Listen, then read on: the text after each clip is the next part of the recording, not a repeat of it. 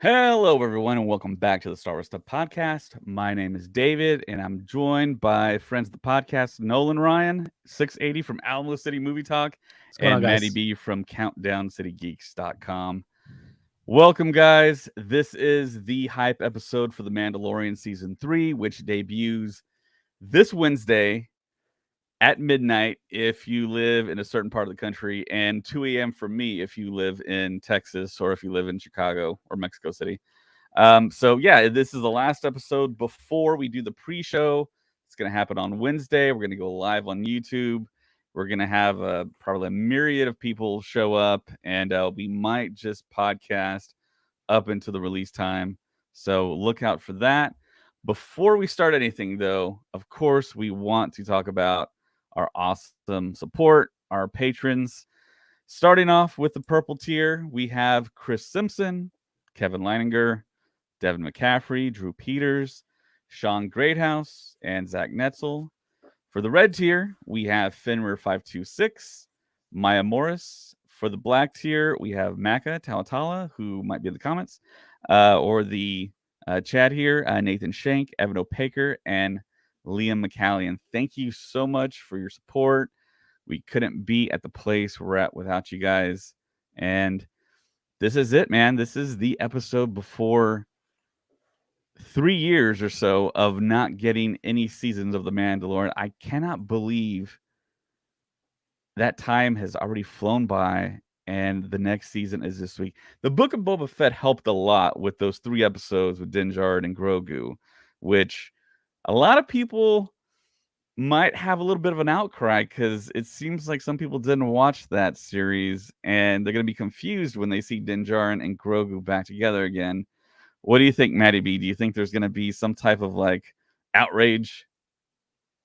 I think that if you took the internet hype so seriously that you didn't watch the Book of Boba Fett and refused to watch the Book of Boba Fett, then you deserve to be confused and outraged when you watch this show, and that's your fault. The Book of Boba Fett was a great series. I would recommend in these next couple of days, maybe binging it out a little bit to see what happens. The ending of that series is some of the coolest Star Wars that's ever been on screen, in my opinion. And so I don't suspect that there's much outrage. We have YouTube. We have things. People have seen kind of what happens and heard the rumors. It does seem odd that it's been so long since we've gotten Mando. But again, Book of Boba Fett really helped.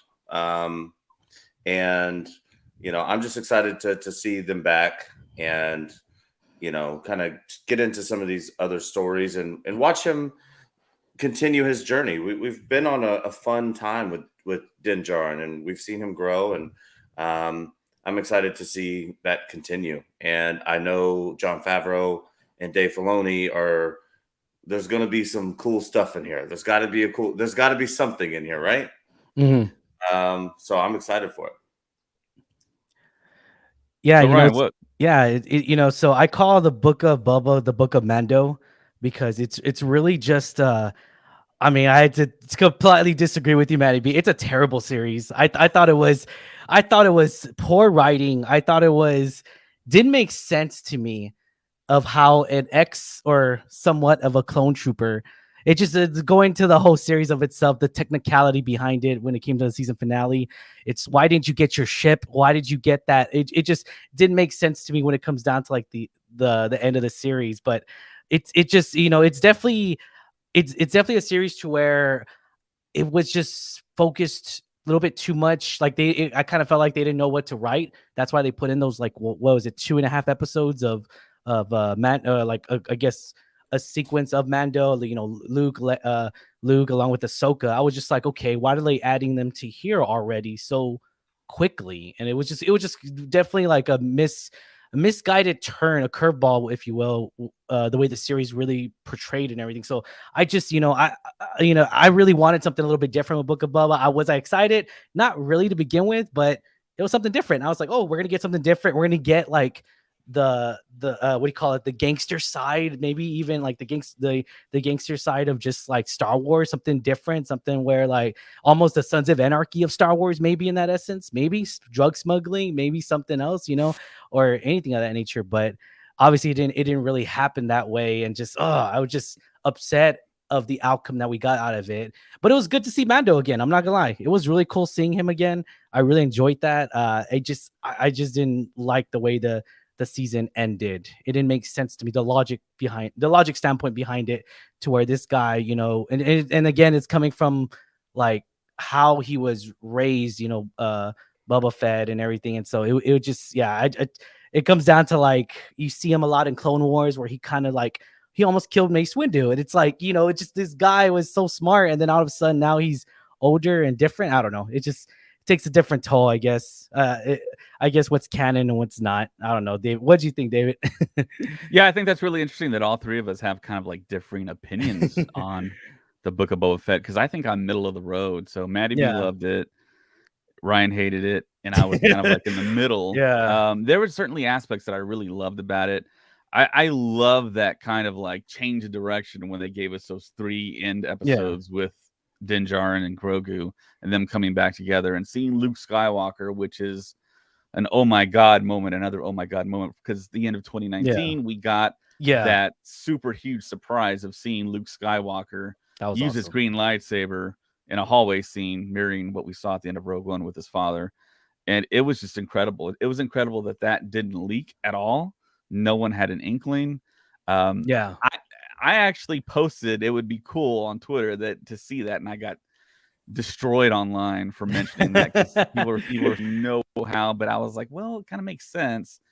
And then people were like, well, maybe Mace Windu, maybe Plo Koon, who was kind of the stand-in that Dave Filoni used on some of the key art and references and scripts, which was they actually filmed. I saw, to be honest, they actually filmed with him. Like they were saying, like when they were filming that Jedi scene, they were filming with him instead of using Luke. And I was like, what the heck? And then, this is how we kept it a secret. It was just like, wow, I guess you had to go above and beyond, man, for that, because I would have leaked, definitely. Yeah, that was totally incredible. And the fact that they brought in, I really love the fact they brought in Mark Hamill to film that specific scene. That was epic. But of course, they did have a different actor as the body, but they had Mark Hamill on set. They included him. Mm-hmm. I love the fact that they did that. They had him dress up in the robes, everything, meet Grogu, and the fact that secret was kept was incredible, which gives us hope for future secrets. Maybe like Cal Kestis returning. No, Maddie B spoke about that on the last podcast. So hopefully there's some really huge surprises that haven't leaked. A Mace Windu appearance.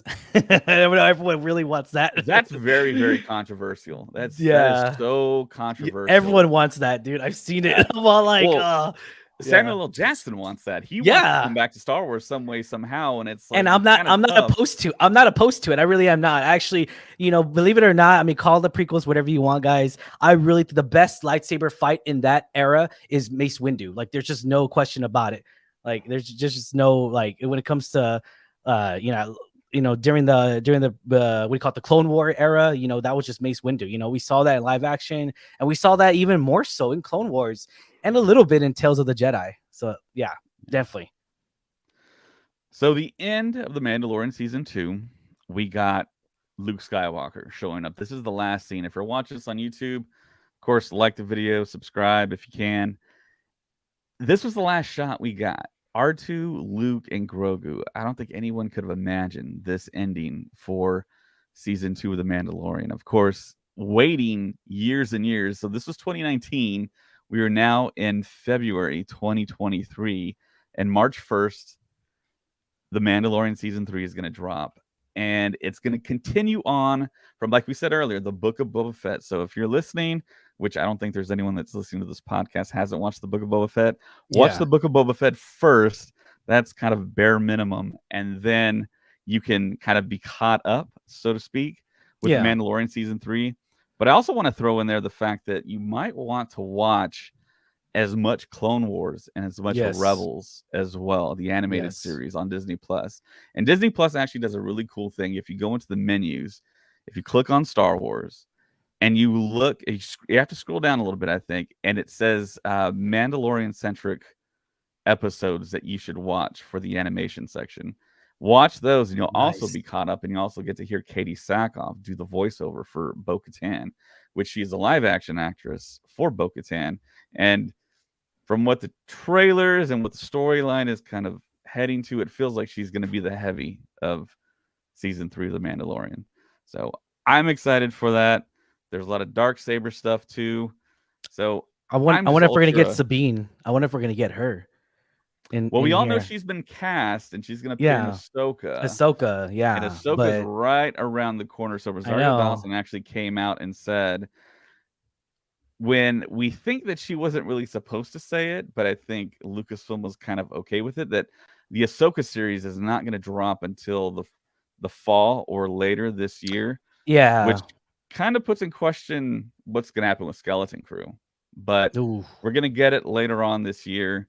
And Yeah. for sure, by then, you really need to watch and be caught up with the Clone Wars animated series and the Rebels animated series. Rebels. Because Yes. there's going to be a lot of stuff, a lot of connective tissue that you're going to miss out on if you don't Yeah. watch those shows. So On that's Star just Wars. kind of a Yeah. heads up.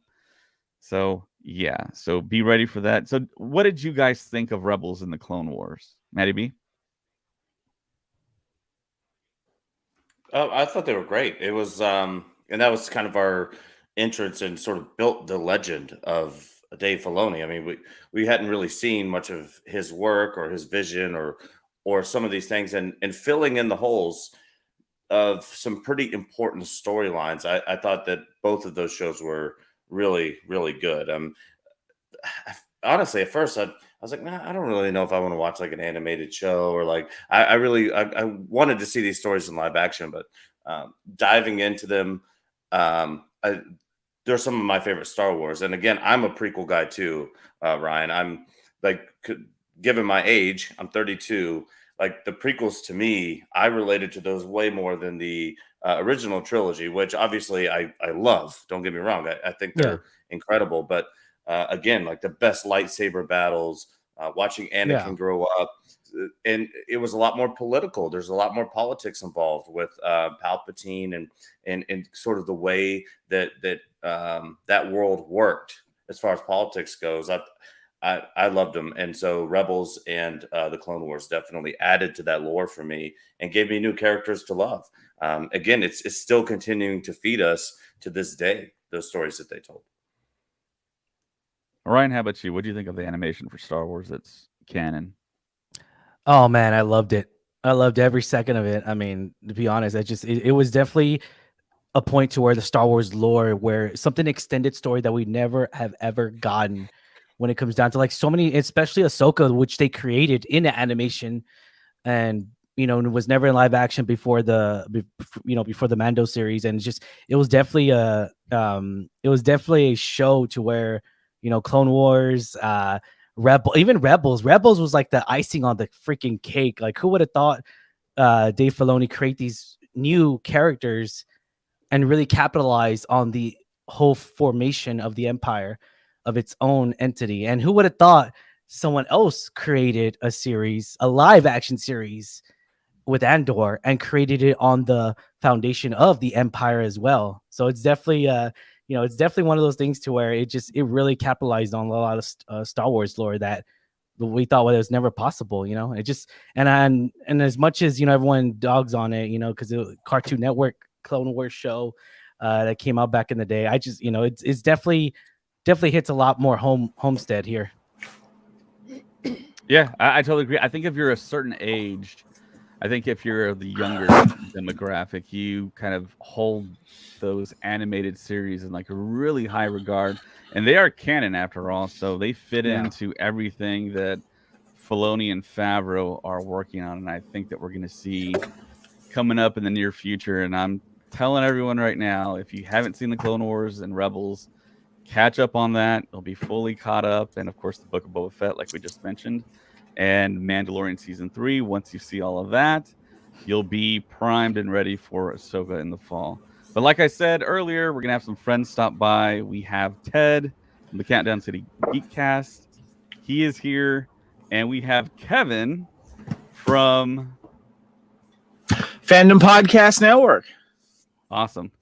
So yeah, we're just about to talk about the cast of The Mandalorian season 3 here. And before we do that, I kind of want to get Ted's and Kevin's thoughts on what we're gonna see here. What their thoughts on the wait that we've had between season 2 and season 3.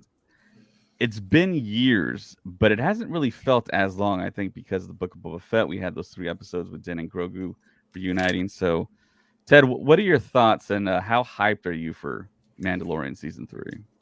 As hyped as one could possibly be. First things first,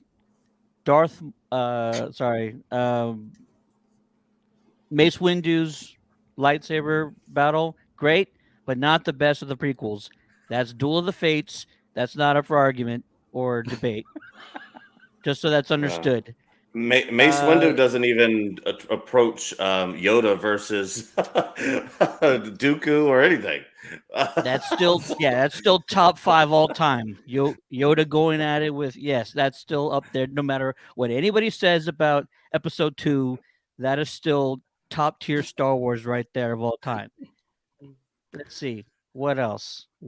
I am one who have admitted I was one of the naysayers about Skywalker returning in prime form. I didn't think that was a possibility. I thought Lucasfilm or Disney didn't have the balls to pull that off, and I was dead wrong. And I am forever going to be grateful that I was wrong about that. And now that has happened, like I said on this show before, they should and they can pull off a Skywalker series or saga in his prime as a master, and they should do that because that's what fans absolutely deserve and have been begging for since the end of the original trilogy. And then you had another question. I completely forgot what it was, but I am extremely hyped about the new season of Mandalorian. Doesn't matter that it's been so long or however, I've appreciated everything you've done and in between. So I'm totally stoked for whatever they decide to do. I trust Dave Filoni. I trust Jon Favreau. Anything they want to do going forward is A-okay by me. They could do no wrong. I am done. Good night. Peace. Just kidding. Kevin. Kevin, your thoughts on your hype level for The Mandalorian season 3? It's high, man. It is high. I cannot wait. I'm really, really excited. It's funny too when you're saying it's been years, but thank God for that Book of Boba Fett. Now they kind of, gave us a little tease and more importantly, a little setup of what's going to happen. So I thought that was a smart decision for them to do that and kind of then get Mando back in there with Boba Fett. But this is big. This is really, really big. This show, in my opinion, has really kind of saved Star Wars, to be honest with you, in the new... It has saved Star Wars. It has. In the Disney-owned Lucasfilm era, and they know it.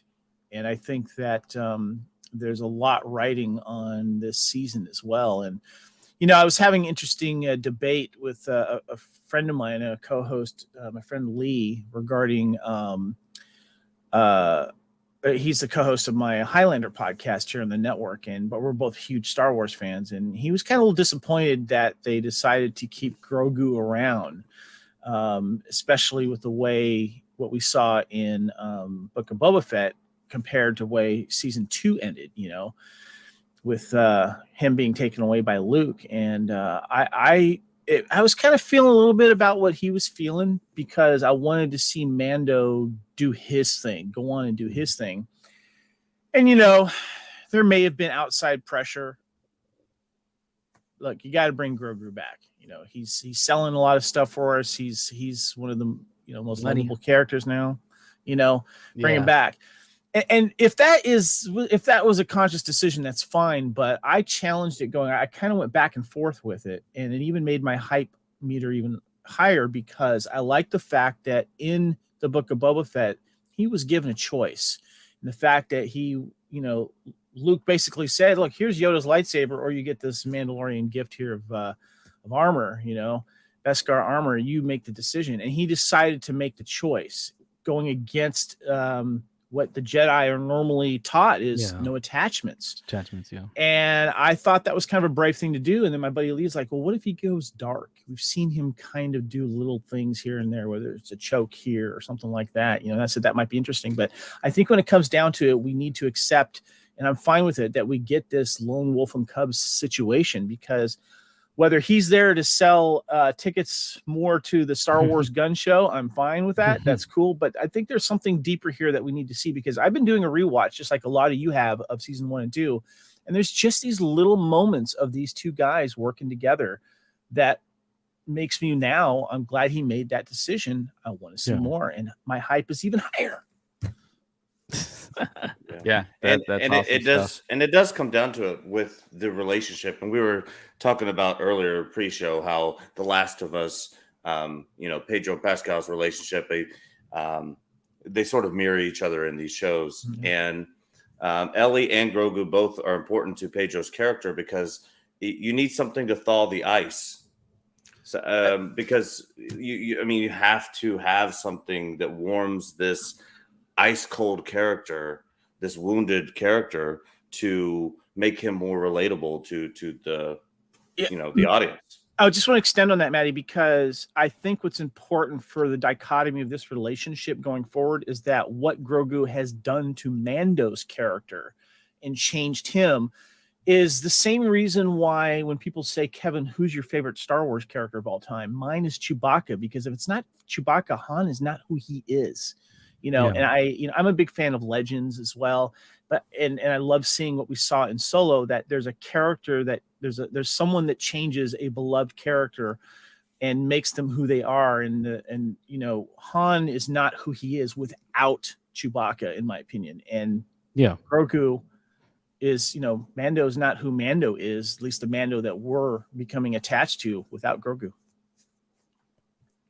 Yeah, and I've been having trouble saying Grogu. Usually I say Baby Yoda, but I'm warming up to it. But it leads into what Din Djarin's destiny is. In order for him to ascend to become the head of Mandalore, he's going to have to learn to work with other people. He's going to have to learn to be a leader. He's going to have to learn to not be such an ice cold character. And Grogu is helping to shape Din Djarin's eventual future. We assume is going to be to take the mantle. I'm kind of curious on that, because with Rebels and everything, I thought it's gonna kind of, I don't know if it's gonna kind of clash the stories and everything, but I kind of feel like Sabine would be the leader here of Mando and everything, the way it ended off with. But again, I mean, it comes down to the point to where, like, whoever holds the the Darksaber, then that's the leader of Mando. But maybe it could change, because I mean, obviously they changed a little bit here on Mando. It's it's not its people, it's the following here. So it's definitely, it might touch up on that a little bit, where they left off in Rebels and everything. Because from that point of view, I didn't even, I mean, I've always been saying for like the when season 1 was like, it'll be interesting to have like a Mando series or like a Mando movie where they actually go to Mandalore. Maybe they'll show like the planet where it's like maybe trying to come back from being destroyed. Maybe by the it's Empire. not glass. yeah, exactly. Maybe someone comes up as the the next Queen Ken, I guess, or the Queen of Mandalore and everything. And but it's just definitely like, I was just kind of like, okay, that makes sense. But hopefully, I mean, I'm just kind of lost to where, like, if they're gonna have some form of leadership, who's it gonna be? I guess that's my point being. But yeah, I don't know. Could be anybody. So the next thing that I wanted to talk about was the cast of season 3. So we all know the usual suspects here. Giancarlo Esposito is returning as Moff Gideon. We're getting Carl Weathers back as Greef Karga. We're getting Katie Sackhoff as Bo-Katan Kryze. Emily Swallow is returning as the Armor. Omid Abtahi as Dr. Pershing, who actually got to meet going down the elevator at Celebration. How was that in Anaheim? It was interesting, man, because I got to the elevator first. I'll tell the whole story here. Got to the elevator first. He rolls up and I do a double take, and I was like, okay, yeah, this is Dr. Pershing.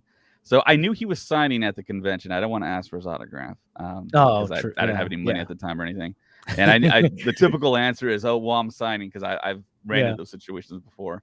So I asked him on the podcast, but I said, hey, I love your role. I love your character.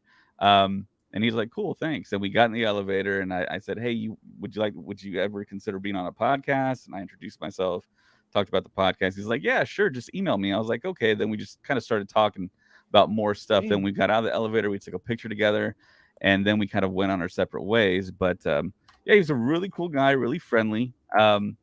Did he give you his Cash App for the picture? No, I'm just kidding. Here's my Cash App. No, he didn't. So I did get a free picture. Kidding. Yeah, I was. But yeah. I mean, it's really cool, and everything that I've heard from behind the scenes is the fact that everyone is really chill, everyone is really calm. There's no egos on set, and it seems like the people that they continue to work with have that kind of same demeanor. That it's just laid back. They get the work done. No one's yelling at each other, and it's a really great environment. So I'm glad that Omid Abtahi is coming back, and we still have to kind of address the fact that he is wearing that particular outfit with that particular patch of the cloners. Amy Sedaris is back as Pelimato. We've seen her in the trailers, and I really do like her character. I know she kind of rubs some people the wrong way. Not me. I like that character. Her. I think she's I great. like Amy Sedaris.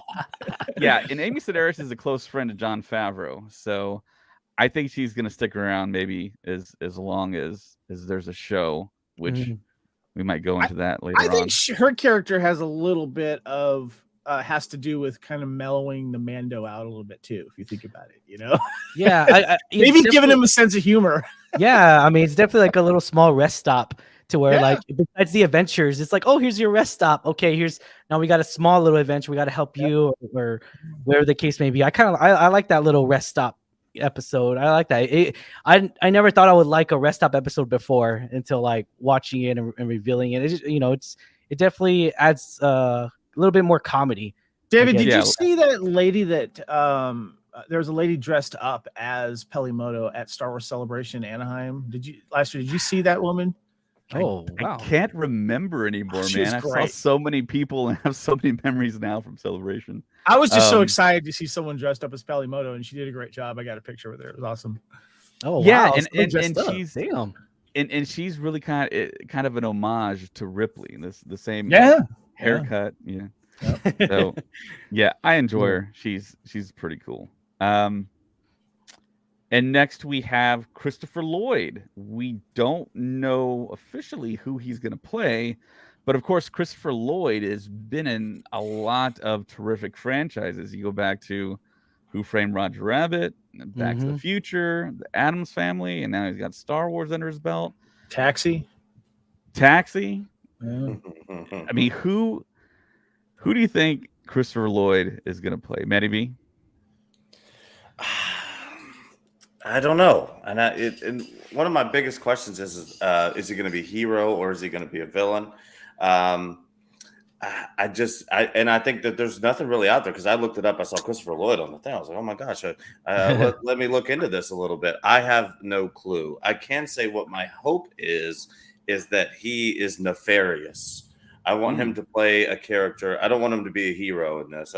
I'd like to see Christopher Lloyd kind of being an antagonist in a way in the series, but I looked up everything I could. I looked up fan theories, everything. I don't see anything. I have no clue. But my hope is again that he is an antagonist in the series. Ryan, who do you think he's playing?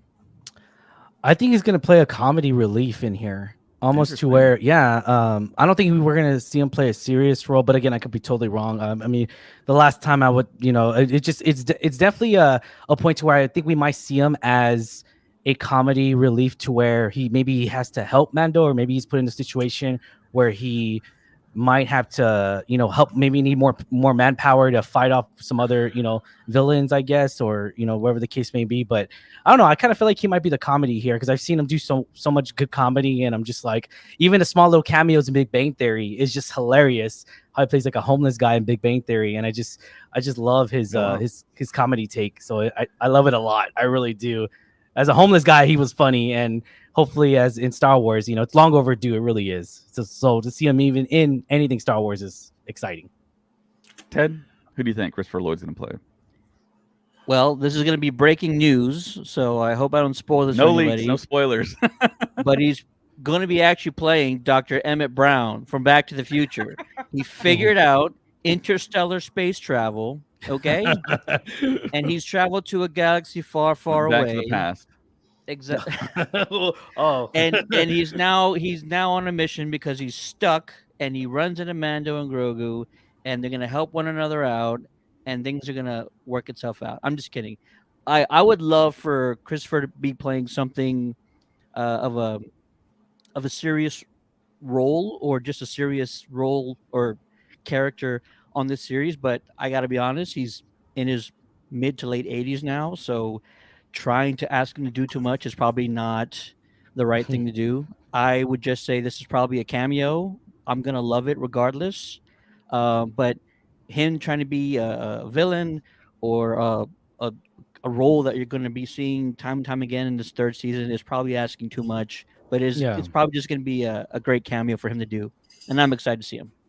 So you're saying something akin to Bill Murray in Quantumania? Oh God! Absolutely. Oh.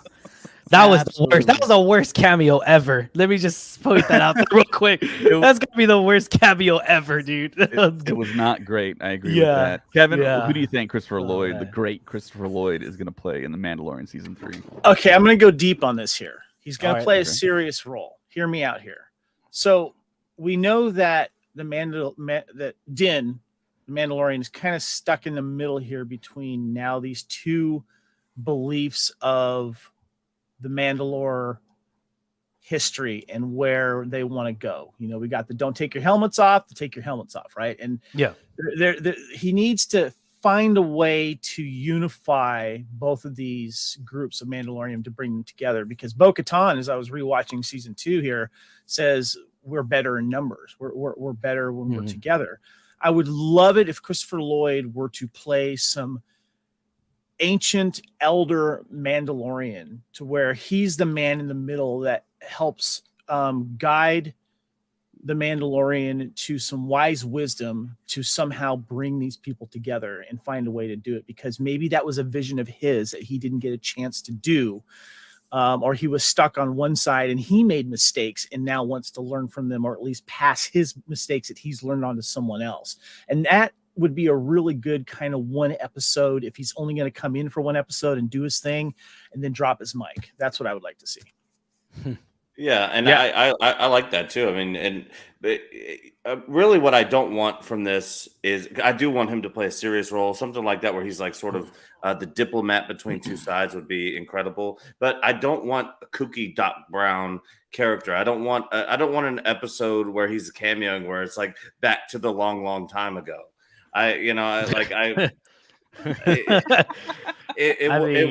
It wouldn't, like, it'll be Disney funny, man. It'll be just like Ant-Man. It'll be like Thor and Love and Thunder. It'll be that comedy. It'll be good.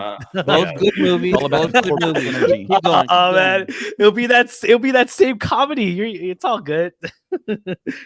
Oh man. So yeah, I kind of thought, as soon as I heard Christopher Lloyd being cast, I thought kind of along the same lines as Kevin, that he was going to be something like a high Mandalorian chieftain that Din comes across, maybe on or underneath the ground in Mandalore when he seeks out the living waters to be bathed in, to get reclamation, to become a Mandalorian again, So those are my thoughts.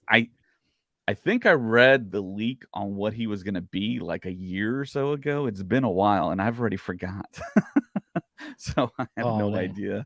But going back to the cast here, there's a pretty big cast that we know it's going to be in the show. Tim Meadows was, right? Yes, I was going to say Tim Meadows is next. Continuing with the SNL tradition We had Horatio Sands as the alien, that blue alien. I forgot the name of the species. It's eluding me. But there was comic relief there, and I was glad to see Horatio Sands doing something, a big franchise. And he came back in season 2 as well, and we got to spend a little bit of time with him. But yeah, Tim Meadows, 1990s SNL alum. I have no idea what he's going to play. I don't think any Dude, the leaks ladies that I've man. seen. Come on, man. The ladies man. He's gonna have his Yeah. Cavassier and yeah, no idea. We know Paul Sun Hung Lee as Carson Teva is going to show up. We've seen him in the trailer. Hopefully he appears on our podcast. I know he's done several podcasts, but he's more well known as being Appa on the popular series up in Canada. I'm forgetting the name. Anyone know the name of that show? Is that the retail store place? Yeah, What are you it's like talking about? it's something Kim- like convenience. I don't Yeah, know. Is Kim's anyone in chat? Convenience, I think. Yeah, Kim's Convenience. Yep. Yeah. There it is. And Katie O'Brien, speaking of Ant-Man Quantumania, she is going to be back. She was a officer on the bridge of Moff Gideon's ship. She had a few lines.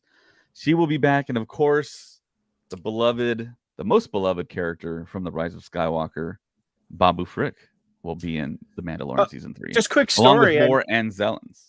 I got a chance to meet Katie at the Scum and Villainy bar right before the Star Wars Celebration. There was a 501st officers meeting there as well, and a bunch of other 501st showed up, and she and the other actor got honorary 501st membership. Wow, nice. Yeah, cool. Yeah, and she's actually doing the rounds right now for podcasts. Nice. Yeah. And I've sent her a couple messages, haven't gotten a reply back, but yeah, it'd be super awesome to have her on the podcast. So that's pretty much the whole cast that we know for sure.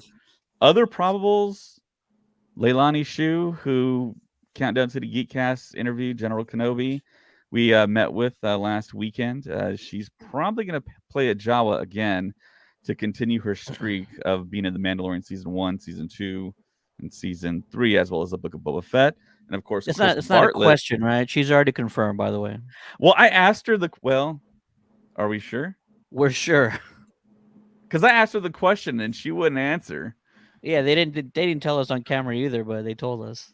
Okay. Well, quick question. The Jawas are they elsewhere except Tatooine?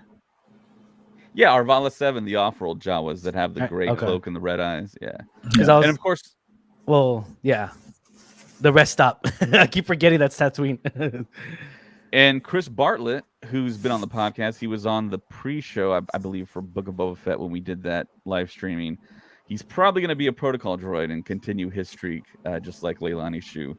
And both of them are pretty good friends. We've seen a bunch of Instagram posts and social media stuff with them. Can I clarify my last statement? I know she's in the next season. I don't know who or what she's playing. Okay. Oh. Yeah, it's all kind of the assumption, because I think all of us here kind of assume that Boba Fett is going to be in The Mandalorian Season 3. Really? Because yes, for sure. You never know. Boba Fett owes him now. You know, he's got to back him up. Got to back up his bros. Man. Oh, okay. Well, yeah. Okay. And we talked about, me and David talked about this last week on the show as well. These stories are not necessarily individual stories. They're all taking place at the same time. Book of Boba Fett, it wasn't so weird that the Mando was a part of that story, because all of this is taking place at the same time. It's just a different perspective on the same story. And so I would bet the house that Boba Fett is going to be in Mando Season 3. And he rules Tatooine now. So there you go. Yeah. Yeah. Yeah. more Tatooine. Oh God. It's Yeah. the Let's center get of the into universe, planet. whether we want it We're or going to not. Jakku. We're going to Jakku next. Oh man. Now we're gonna go to Endor or something. We're gonna go somewhere. I don't know. I could use another visit yeah. there. So the whole assumption that Boba Fett was going Yavin. to be in the show, and then this cover dropped. So if you can see in the bottom right-hand corner, there's his helmet. So Yeah. there you go. There you go. So as far as directors go for The Mandalorian Season 3. We have a new kind of slew of directors here. Lee Isaac Chung, Rick Famuyiwa, who's directed before and now is an executive producer on the show. Bryce Dallas Howard, who has directed a bunch of beloved episodes. Rachel Morrison, Peter Ramsey, who was one of the directors for Into the Spider-Verse, which I think we all categorically love. And, of course, Carl Weathers. And I believe Rick Famuyiwa was directing the very last episode as well. These are 6 directors here. Does that mean we're going to get another 2 that we're familiar with to round out the 8 episodes? I think Rick and Bryce are directing 2 episodes apiece. Okay, so we're not getting a Filoni episode or a. That's the interesting thing I wanted to talk Favreau about. We're one. not getting the Favreau or Filoni episode. I was going to ask that too, I think Favreau is doing what George Lucas did for Return of the Jedi. He's just going to be there and be like, because he's probably on Ahsoka right now. So, yeah. Well, Filoni's primarily more on Ahsoka, and Ahsoka shot a little after The Mandalorian Season 3 wrapped shooting. So, and I think Ahsoka is really Filoni's baby. And I think Filoni's going back and forth with Favreau, with him being a little more detached from that show. But yeah, it's an interesting lineup. They're adding more directors, and I'm excited for it. Did Carl Weathers, did he direct any episodes of previous seasons? Or yeah, he did one episode. He did the Siege. Oh, got it. Okay. Yeah. But Carl Weathers, I really like Carl Weathers. I've liked him well before he was in Star Wars or anything. He's in some of my favorite films. I'm excited to see that. And of course, Bryce Dallas Howard making her return. She has done some incredible episodes, right? And so, I mean, who knows? Who do you think takes the lead? Who's on the first episode? I believe it's Rick Famuyiwa. So I think he's directing episode 1. Because that sort of sets the tone, right?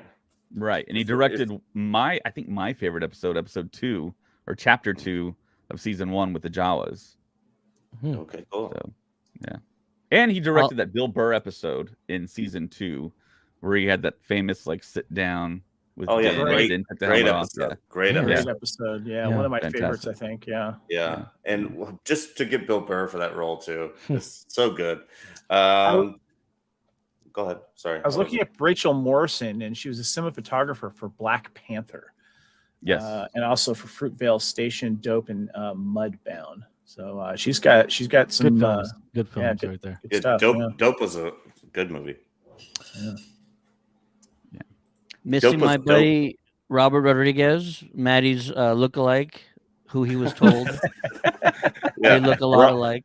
Ross Marquand said that. Ross Marquand was like, "Hey, you ever know you look like Robert Rodriguez?" I almost melted. So gonna be missing Rodriguez because that was one of my favorite episodes, probably one of the most action-packed episodes of The Mandalorian.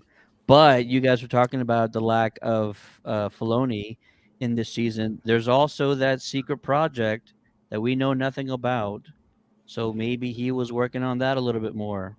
The hidden track that we've discussed on the show before. Oh, yeah. Ghost Track 17? Track 17. Whatever that might have needed or required probably had his attention during this potential time frame. And since it's such a hush-hush project, you need just a small circle of individuals you can trust around it. And perhaps that is why we're not seeing his name around this director's list. Yeah. They'll probably talk about that here.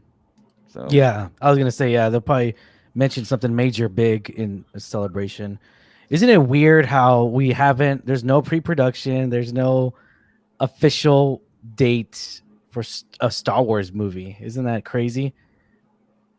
Isn't that just they're knocking them out with series, and it's crazy how we haven't had an official release. I think we're gonna get one in Star Wars Celebration, but it's crazy. Well, 2025, I would assume they'd want to target so Celebration can help promote that into it and launch it. Maybe, I don't know. Well, what the going story is now, after Anaheim 2022 Celebration, Damon Lindelof was hired to kind of spearhead the next film or trilogy for Star Wars in the theater, and there was a big writer's room set up kind of like what he did with the Watchmen TV show on HBO Max, which was excellent. And that apparently most likely is going to be the film that's announced at 2023 Celebration in London. It So- should be this whole Mandalorian Yeah. Mandoverse. You know, that's what it should be. That's a home run right there. You know, is I like to this, say is slam Taika dunk, but Waititi yeah. going to roll over and decide to make his? I don't you know, think are so. we going to get something? Yeah. Go with what we got, and who's not going to want to go to the theater to see all these people on the big screen? Come on. Yeah, I don't think Taika Waititi. I don't think even think Take he's my gonna money! direct the movie. I don't even think he's gonna direct a movie, Star Wars movie, anytime soon. But Taika Waititi is Yeah. disqualified from Star Wars. Oh man, but I don't They blame have, him they have though. all the pieces for a Mandoverse big battle with Thrawn. Make it happen. Come on, guys. I know But would they it have would to it do would that. would it work in a movie setting, Mando? I guess. Oh hell yeah! You think it would? Okay. No, I mean yeah, it's just Imagine taking these people out of the comfort of their homes. the dome or whatever Yeah. it's called, the thing, and shooting on location and getting all these people on the big screen and having, you know, just Star Warsing it up like Yeah. they should. And that would be the perfect movie to bring Star Wars back to the theaters, having everything set up by the TV series. That's what you do. That you know, that'd be a great way to support everything. Yeah, no, and I completely agree with you there. I really do. It comes down to where, because remember whenever they announced Boba Fett as a movie, and then that got canned, and then I guess it was just a point to where they weren't ready to take that risk, I guess, so to speak. But I mean, I don't see them losing anything with the Mando movie. I really don't, because I mean, you just pull out more merch, put more baby shots of Grogu, and that's it. I mean, Yeah. that's it, man. That's all you need. You get the kids out of there, you get the whole family bank. Families spend like what, $50 to go to a theater. I mean, that's all that, you know, it's Disney, man. It's Yeah. Disney. That's I all don't I'm know. saying. Can I say that I disagree completely? I think that the Mando serves its purpose incredibly well to be the fuel that keeps Disney Plus streaming service going. Yeah. When it comes to primetime blockbuster Star Wars movies, it's got to be a story about a Jedi. And I think that at some point they're going to have to establish, either they're going to have to continue the sequel trilogy, or they're going to have to set up a new trilogy where we're following a young Jedi or Force user. And that's really what's going to bring people to the theaters. Will people go watch a Mando movie? Yes. But we're going to want to watch a story. I generally think that in the blockbuster, you're going to have a young Force user to continue a trilogy, not a Mandalorian. Doesn't Which have to we'll be a talk about. trilogy. Yeah. Yeah, I We'll was gonna talk say, about yeah. that a little later in the podcast. Actually, there's actually some little breaking news about that. So the next thing I wanted to talk about was the score. We all know Ludwig Göransson really came through, and in the shadow of John Williams, gave us a terrific, iconic new Star Wars score for The Mandalorian.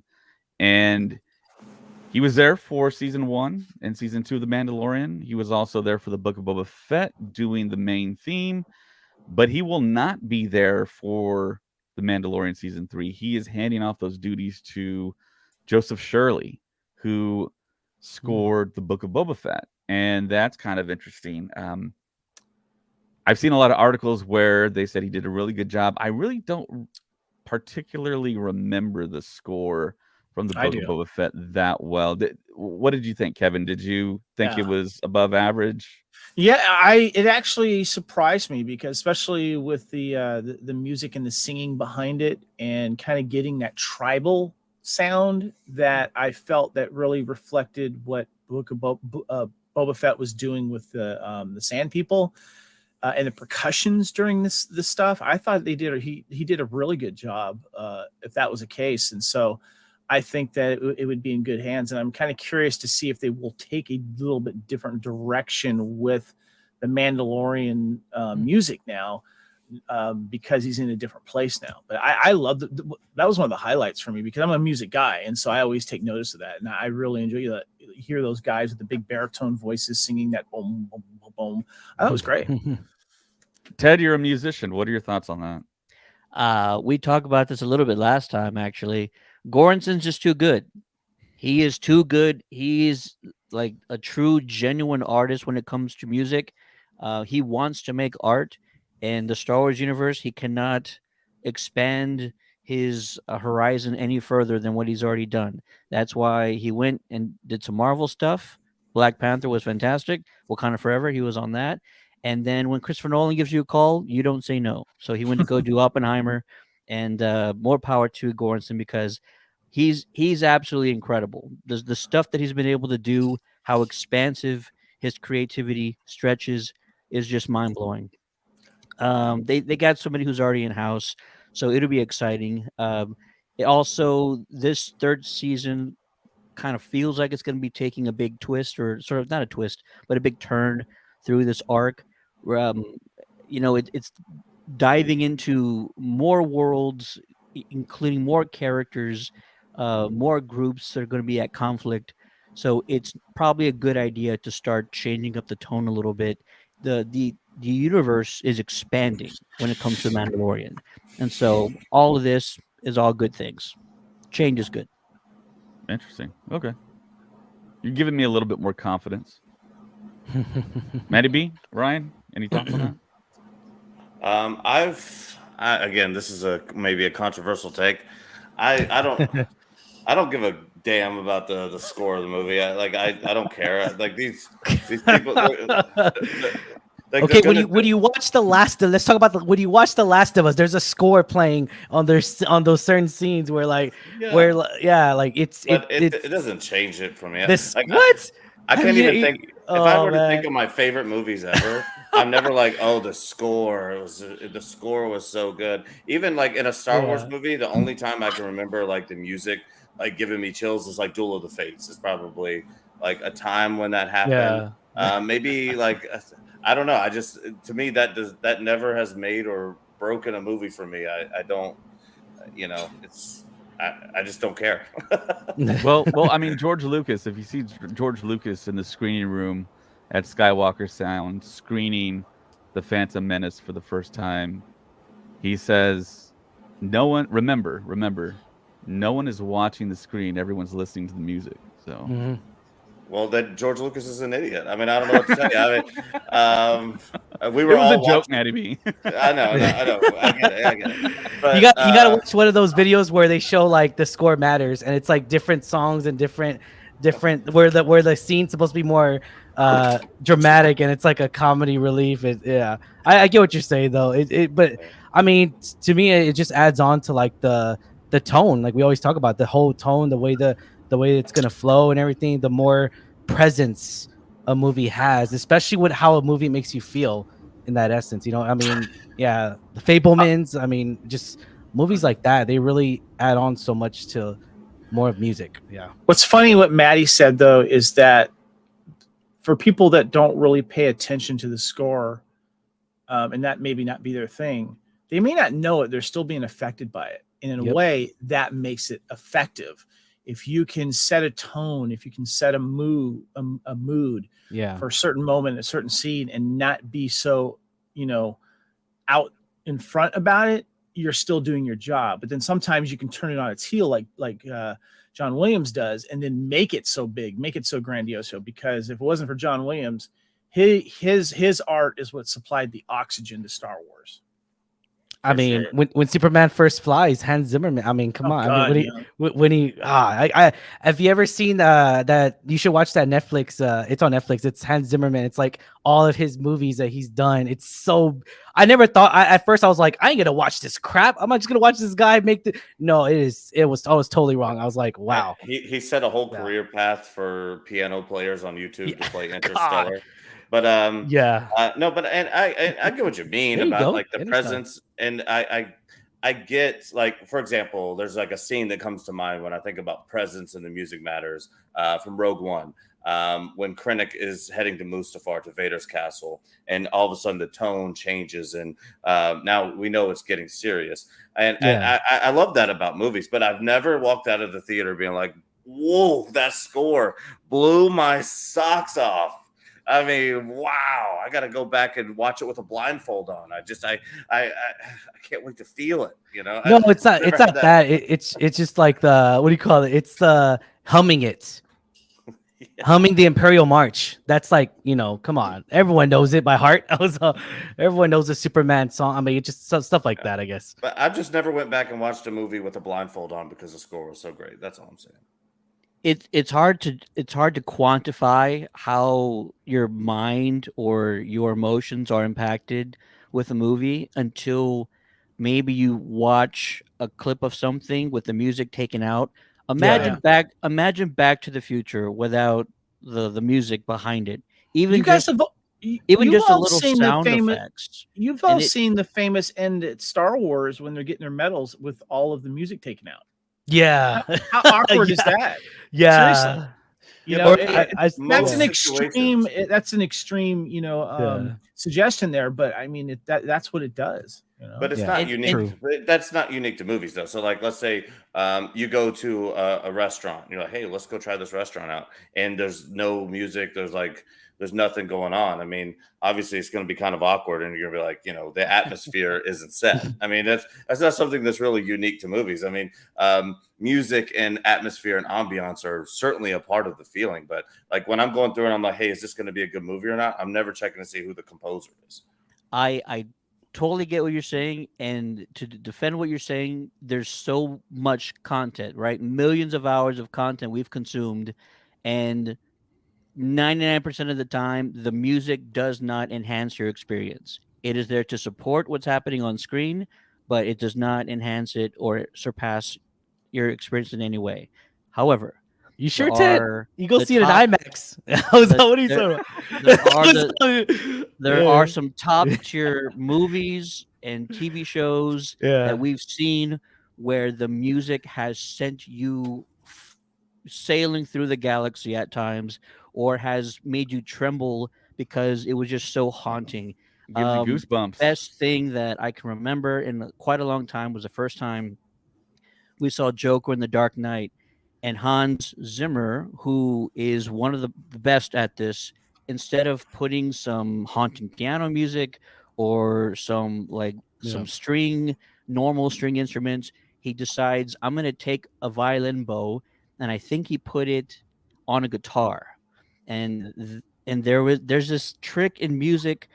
It's the never ending octave or the something octave where you just repeat octaves over and over again, and it's supposed to sound like it's infinite.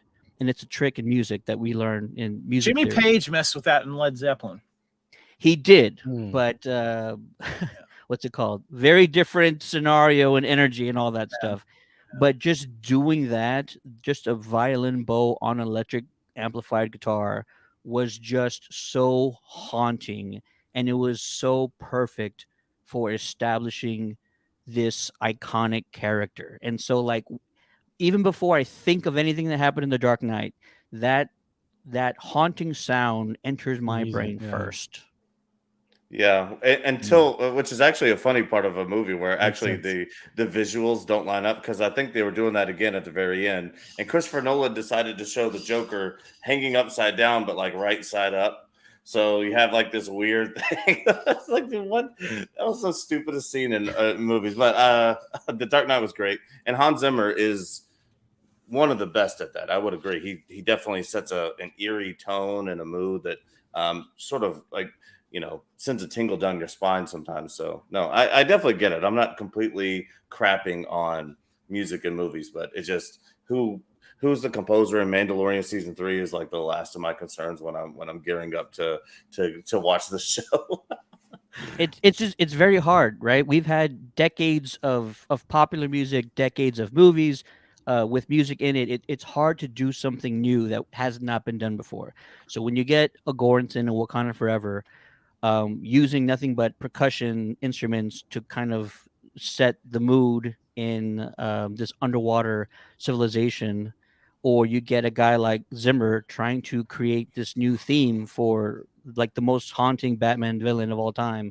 Like those are the things that stick out, and it's great when those moments happen. But to be fair, a lot has been done before, and so it's really hard to find musicians who will set themselves apart from the rest. Yeah, I totally agree.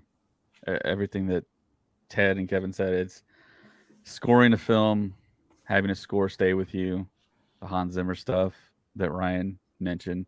John Williams, he was he was the first Yeah. composer to start a to do a symphonic score for a Hollywood film, and then everyone copycatted that from then till now. Yeah. And back then it was a bold choice. It was like out of the box thinking, oh my God, you're going to put a symphonic score in front of a space movie? Wow. But I mean, it just hits you. It hits you a certain way. So going to the big questions for The Mandalorian. I know we have them. Just about everyone has these same set of questions I'm about to ask you. So the first question I have, will there be a big surprise in the first episode, the first chapter of this season, like the previous 2 seasons? We had the reveal of Baby Yoda / Grogu in The Mandalorian season 1, chapter 1. And then we had the reveal of Boba Fett being alive at the end of chapter 9, season 2 of The Mandalorian. What possibly do you think that we might see or have? I know, not knowing the story or anything, it's kind of a shot in the dark. But Kevin, what do you think? Have you even thought about the possibility of seeing something? Because I know we got the inkling that Boba Fett might still be alive with the whole sound of the Spurs walking up to I forget the character's name now. Fennec Shand. Yeah, Fennec Shand. And I was thinking about the guy. But yeah, he walks up to Fennec Shand and repairs it. And we hear the iconic Spurs that if you're an old trilogy fan, original trilogy, you know that Boba Fett was given that sound effect when he walked in the room, even though he didn't have Spurs on. Anything like that? Is there going to be that shock? Are we going to get that? Are they going to continue that tradition? What do you think? I think it has to be with him going back to Mandalore. I think that needs to, because he's supposed to go take a bath in the supposed, I don't know, Mandalore pools to redeem himself or whatever it is because of what the armor said. But I think he's going to find something more there, and there's going to be a surprise there. So yes, I would love to see that tradition, whether he meets someone there because he thinks that this world is dead. But I think it would be a really cool sign and strength of Mandalore that that parts of it not only has survived the initial raising and bombing in the Night of 1,000 Tears, that something has now lived on, whether it's in secret or whatever, and whoever it is that he meets, maybe this is where we meet Christopher Lloyd. I don't know, but I think there should be a big surprise regarding that because that's where he's going right now. Unless he gets an unexpected ally on the way. And that might be the other thing that I could see. Maybe he doesn't get to Mandalore in episode 1, but that's the only other thing I could think of. Ted? Well, if it's not the return of Mace Windu, I'm not interested. That's exactly what I was saying. There's your Jedi. There's your Jedi for the movie. Yeah, man. There it is. In all seriousness, There it is.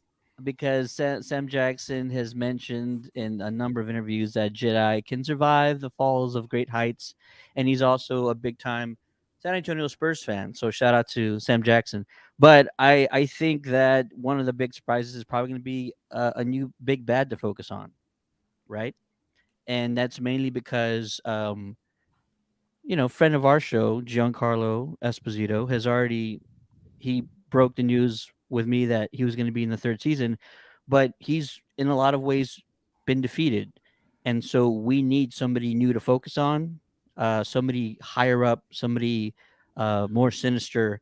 And so this whole conflict will be regarding That's whole conflict yeah. is going to be about the fight for Mandalore or the lack of wanting to take over Mandalore for some characters. But I think somewhere in this season, we get a tease that we're going to have to focus and worry about somebody new who's coming out of the darkness or who's ready to step into the light. And so we'll see. Interesting, Ryan? Man, to be honest, so this is not something leading up to another series, right? It's something that we think that they'll just give it to us for this season. Right? So like Well, it's intertwined into all the shows that Favreau, Filoni are Okay. doing in their Favloni. I mean, obviously, you know, we're gonna see Benedict Cumberbatch come out as Thrawn. I mean, that would be the perfect casting there. I've seen so many like who could be Thrawn and all the fan casting, but I mean, Thrawn's my number one choice here. I mean, if it's not Mace Windu, I guess not Mace Windu. I'm with you there, Ted. Mace Windu all the way. But I mean, if that's not the case, then I'll stick with Thrawn. I think I'll be happy because it would make sense though, because Ahsoka, they mentioned it in whenever Ahsoka was there, they mentioned it very lightly, right? So I mean, it definitely would tie into Ahsoka's in some way. I would think into her series, knowing that it's all the Jon Favreau, Dave Filoni franchise series, and so keeping it that same storyline, I think that would make sense. Him trying to form back the Empire, knowing that the Emperor is dead, but he's not really dead because he's alive in Rise of Skywalker. But it just yeah. But I'll leave it at that. Yeah, Thrawn. Maddie B, who's your surprise guest? I definitely don't think you'll get Thrawn in 29 minutes of episode 1. I don't see that coming at all. I don't want it to be Mace Windu either. I don't even want a Mace Windu return, not because I don't love the character, not that I don't love Sam-El, but at some point, you have to have consequences in universes. And so if everyone could just always come back, I don't like it when stories do that. So, I think just let that lie. Maybe Cobb Vanth. There was, at the end of Book of Boba Fett, it seemed like I think that if you get any sort of character or anything like that may make a cameo there in 29 minutes, potentially Cobb Vanth, I think would be my bet. Good ally to have too. Yeah. Again, it could be maybe piggybacking on what Maddie B said. Maybe it could be as simple as seeing Cad Bane walking the desert and showing that he actually did survive and make it out of there. I don't know. Yeah. That would be kind of like a nice synergy between him and Boba Fett, the endings. The other big question I got for you guys is, will we see how and who rescued Grogu during Order 66? Kevin? If it obviously it would have to be a Jedi, right? So would that be a youngling Jedi? Or would it be someone we already know that they could rope into the story? I don't know. Otherwise, I'm kind of fine with that story being teased and not having to hear the whole story, unless they're going to go ahead and bring a Jedi into it. And as Maddie had mentioned, if they're going to have a film, they have to have a Jedi, because we need to see lightsabers in Star Wars movies, to see something happening here. So I'm kind of on the fence about that. I mean, how much of the flashbacks do we really need to see of Din himself? Yeah. He got saved, but I don't want the Mandalorian to be overshined because of a Jedi. Yes, we have Ahsoka, but we need him to be front and center and stuff like that. So I'm fine. I don't think so. I think we're done with that. Interesting. Yeah, I just flashed a picture here with the right side. We all got to see this picture, or this the trailer had this in it with Jedi protecting Grogu on the left-hand side. You can see if you're watching on YouTube. You can see the lightsabers reflecting in his eyes. So this seems to be the moment where he's being protected. Actually, no, this picture not, because he's wearing the armor underneath his cloak there. But keep one thing in mind, David, is that in that Book of Boba Fett episode, and I do think this needs to be addressed, and maybe this is where I might be wrong, that when Luke says it's not that I'm teaching him, it's that he's starting to remember. Right. So I think that is what's going to be really crucial to this season, is that stuff that he's already learned or things that he used to remember is going to start to come forward. Yeah. Like friends that he lost and people that were treating. Yeah. And it's just the anger. Yeah. The anger. Yeah. Anger, you will. But yeah, I to be honest, I kind of feel that we might, I don't know about you guys, but I want to see Hayden Christensen kill some younglings, man. I don't know about y'all. We probably won't. We probably won't get it, wanna but see this because scene. it's Master Disney. Skywalker, Yeah, Master you're killing me Skywalker. again. He's here to protect us. Like it's definitely I definitely want to see that, but I'm pretty sure we're not going to see it. But I kind of want to see more of. I think Ogana is going to protect him. I really think because they've been using him a lot as a failsafe almost. Senator Ogana. I kind of feel like that. We saw him in Tales of the Jedi more. We saw him, come forth in other series, and so I kind of really feel like that they're gonna really use him to where like I'm gonna get him out of here or I don't know. I mean, it could just be a youngling saving him at the last second, and then boom, he's taken off on the ship, and he gets killed by a clone. So I mean, it could be just as simple as that, where they don't have to explain who this Jedi is, and they just kill him right then and there. So I mean. That would make sense there, but I don't know. Matty B, who rescues Grogu? It's tough. When you think about it, especially through some of the scenes that we've seen with Ahsoka, sort of being around some of these things, you think back to Padme's funeral, you think back to certain things, and Jedi. Even going back to Obi-Wan Kenobi in the first few movies, they don't always tell you right away things that they already know about you. They kind of want to let you figure it out for yourself. So we've seen Ahsoka with Grogu, but that doesn't mean that she would necessarily just come out and say, hey, I'm the person who saved you from this thing. Leading him on a personal journey. It makes the most sense to me. It was Ahsoka. Giving the time frame. Well, I don't think it's possible for Ahsoka because I think she was on the bridge of that one ship at the end of Clone Wars season 7. It's got to be her, or maybe who was the Jedi with the long white ponytail? I forget his name, but you can kind of see him in the scene actually. Nick Gillard, the stunt coordinator, played Sin Dralig, Jedi. Sin Dralig. So I mean, it could be him. It makes the most sense to me that, like, for example, if you're going to go as far to think that in this same time between Mace Windu falling out of the window of the senator's office, that he was suddenly able to make it over to the Jedi Temple. That same time frame could work a lot easier for Ahsoka, I think, to have made it back to the Jedi Temple. Did Mace lose one hand or two? One hand. One hand. Other hand, force stop on the ground. Yeah. I'm just kidding. That's what I'm thinking. There you go. One hand. Hey, who survived with one hand? Who survived with one hand? That's all I'm saying. But if that timeline works for you and you want to buy into that theory, then you have to believe that Ahsoka could have made it there as well. And who was more tuned in with Anakin and his emotions at that certain time than Ahsoka as well? I would lean that way, but that's what I think. Maybe we won't get it though. I'm with Kevin too. I don't know that we need to. What I'm more interested in is who's pulling this memory from him. Who is he working with during this scene? That would mean that we're probably going to have another Force user there who's working with Grogu or maybe connects with Grogu again to pull this memory from him. Like we've seen a little bit with Luke and Ahsoka. Yeah. I'm more interested in how this memory comes about for him during the show than who saves him almost. Maybe he's dreaming it. Yeah, maybe zoom out to Snowflake. Yeah, maybe he's dreaming it. Maybe he's getting so force connected with because of all the the midichlorians. He's getting too powerful, and then his memory starts coming back to him a little by little. Could be just himself. You never know. Yeah, I think there's going to be another Jedi in here, and I'm thinking that with Ahsoka coming up, it makes a lot of sense to kind of tease a little bit more of her story.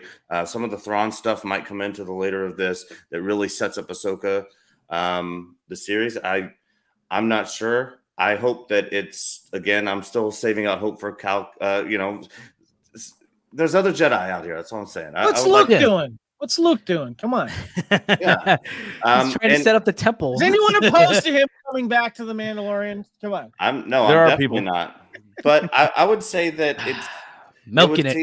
It would seem odd. Like, why would he? Because that would be like a scorned lover. Like he just asked Grogu who he wanted to go with, and Grogu clearly chose the Mandalorian. Like, is Luke just like stalking them? I mean, is he just like, hey, I can't believe you chose him over me? And like, it's a Oh, weird man. position for Luke to be in. Yeah, to be there. but Yeah. maybe because they made such a connection, maybe Grogu gets in a little bit of trouble, or maybe he's stressed out about something and connects with Luke via the Force. You never know. So we'll see. Could work. That's the most beautiful thing about it. In a few days, we'll be on the journey to knowing.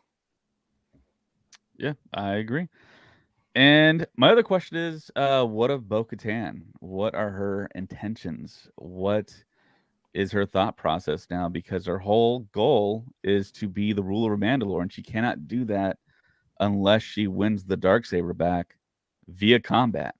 And right now, the rightful heir and ruler to Mandalore is Din Djarin, the Mandalorian. So is she going to challenge Din Djarin in 100%. this season? So I don't know if this season, but I think her current game is gonna challenge. She wants. I mean, yeah, she wants to be the leader of her people. I mean, we So you seen think it. she's gonna turn against Din Djarin, just straight up go after him? Just be like in front of whole Mandalore. Whenever they get all the people together, she's just gonna challenge. I challenge you to a duel. I don't know. Desires as strong as hers do not work out well in Star Wars stories. I'll say that. Yeah. And also, rightful leaders are typically the ones who don't set out on the path of wanting to lead, but end up in that scenario. So I really see Bo-Katan fighting for this so much. She wants it so bad that she'll lose it. And it's just desires as strong as hers to want something selfishly like that do not work out well in Star Wars stories, or pretty much life for that matter. Typically, the best person to lead is the person who wants it the least, or a reluctant leader. Yeah. Kevin, what do you think? You think Bo-Katan's going to go? They're going to bump heads. Yeah, they're going to bump heads. There's probably going to be a fight and a struggle. But I think that when it comes to uniting Mandalore, the Mandalorian Din has to understand and realize that Bo is one that he has to convince that the Darksaber is a curse. The Darksaber is one of the banes of existence of Mandalore, because it's become this thing that not only people will crave power for this thing, that I wouldn't be surprised if the Darksaber gets destroyed because of the hardships that it has brought to Mandalore. And that this old code of owning and becoming the rightful owner of the Darksaber thus means that is who should lead. Look where the Darksaber's been and whose hands it's been in and what good has it done. And I think that she's the one that needs to be convinced of that. And I think eventually the Mandalorian will be the person to do that, because she's the voice of many, many Mandalorians. And then you got the flip side with the Armorer. And the Armorer is also going to have to be convinced of this as well. Yeah. And I think that her desire is dangerous, and usually desires like that, like you guys just said, that it doesn't end well. But I would love to see her take that turn and learn from their mistakes. As cool as the Darksaber is, it's what's going to destroy and keep the leftover, Mandalorians continuously fighting. Yeah, General Kenobi says he wants Tar Vizsla. I love to see a live action, full color Tar Vizsla flashback. The first Mandalorian Jedi. That'd be pretty cool. We all got that really cool, like, animated thing in Rebels, I believe. But to see it in live action would be awesome. Do you think Death Watch might come back? Like, there'll be the Mandalore could be split between the Death Watch, that heritage, just like, oh, you're not true Mandalore blood or everything, or like, you think they'll really have that division between them when they're forming back together? It feels like there's more Mandalorians that we're kind of thinking there are in actual existence, because you got shots from the trailer where you're seeing Mandalorians that we've never seen before. Yeah. And it looks really like good. There's other kind of like nooks and crannies in the galaxy that they've been hiding and waiting for the opportunity to come back, and this might be that opportunity to all reassemble back on their home planet of Mandalore or Conquer Dawn. Ted, what are your ideas about Bo-Katan this season? I'm gonna go back to your last question real quick because I didn't get to answer. Oh, sorry. Grogu saved. I think people don't overthink it, right? Might it be something that kind of gives us more to the story? Yes, that would be definitely awesome if that was possible. But it could also just be a really iconic scene of like a Jedi, just as an example, Mace Windu coming back and with his last Oh man. dying breath, Ugh. saving younglings from the temple. Not just Grogu, but other younglings. With his one hand. Puts them in a Yeah. egg-shaped Dude, container. I could see that. I could see that and be like, bah, oh, be dead for real now. Dang. Absolutely. A lot Yeah. of shows, a lot of movies, they just have these Come on, they did it with iconic- Leia. They did it with iconic- Leia. Last Jedi, which I hate that scene, but they did it with Leia. Come on. You think All Sam I- Jackson's gonna want that? He's gonna like, oh, you're gonna bring me back? What, for 10 minutes and kill me again? Come on. Even timid, it's 5. Kill you. It's Have him Disney escape money. after that. Have him escape after that. You know. It's Disney money. Not a lot of people Yeah. turn down Disney money. I need The a other grizzled- thing grizzled Mace. You know, 30 years later Mace. That's what I need. I would not hate that at all. The other thing that I've considered, and I'm not sold on this whatsoever, but the other thing that I've considered is, and I've talked about this on this show before, Filoni and Favreau have been trying to correct things in the Star Wars universe that fans have not always been very positive about. I've talked about the Sarlacc pit. I've talked about midichlorians. They've all tried to just make things easier to digest for the fandom.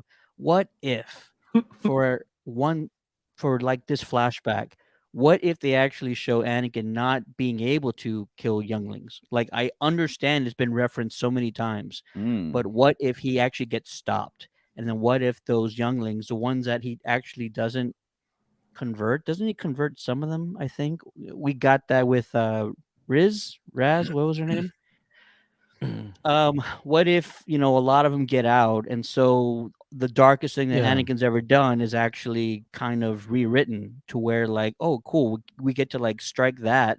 It's okay that he's a Force ghost now with Yoda and everybody else because he didn't kill the younglings. They But- actually got out and made it out But alive. hold on. Didn't Obi-Wan see the footage? Yeah, even we though saw, Yeah. saw footage. Yeah. The, Yeah. was the younglings, footage killing the Padawans All of or them? killing the Ah. younglings? That's the thing. That's the question. I mean, they were kids. They were like, I mean, from the movie we're talking about, right? It's, I mean, Yeah. little kids, Yeah, he gets Yeah, Uh, Kenobi caught. specifically said younglings being killed. younglings. Yeah. Well, True. the video of Anakin shows him killing. What was the Jedi that you just mentioned? Sindralig. That's what we saw on the high. But once we turn to Yoda, Yoda is the one who confirms that there was also younglings. I don't think that was actually shown in the hologram of him killing. Yeah, we don't. It's off-screen stuff. But when all we Kenobi's saw in the talking to hologram, Padme about yeah. the hologram he saw, Yeah. he's like, Yeah. he has his mouth covered. And he's like, I saw him kill younglings.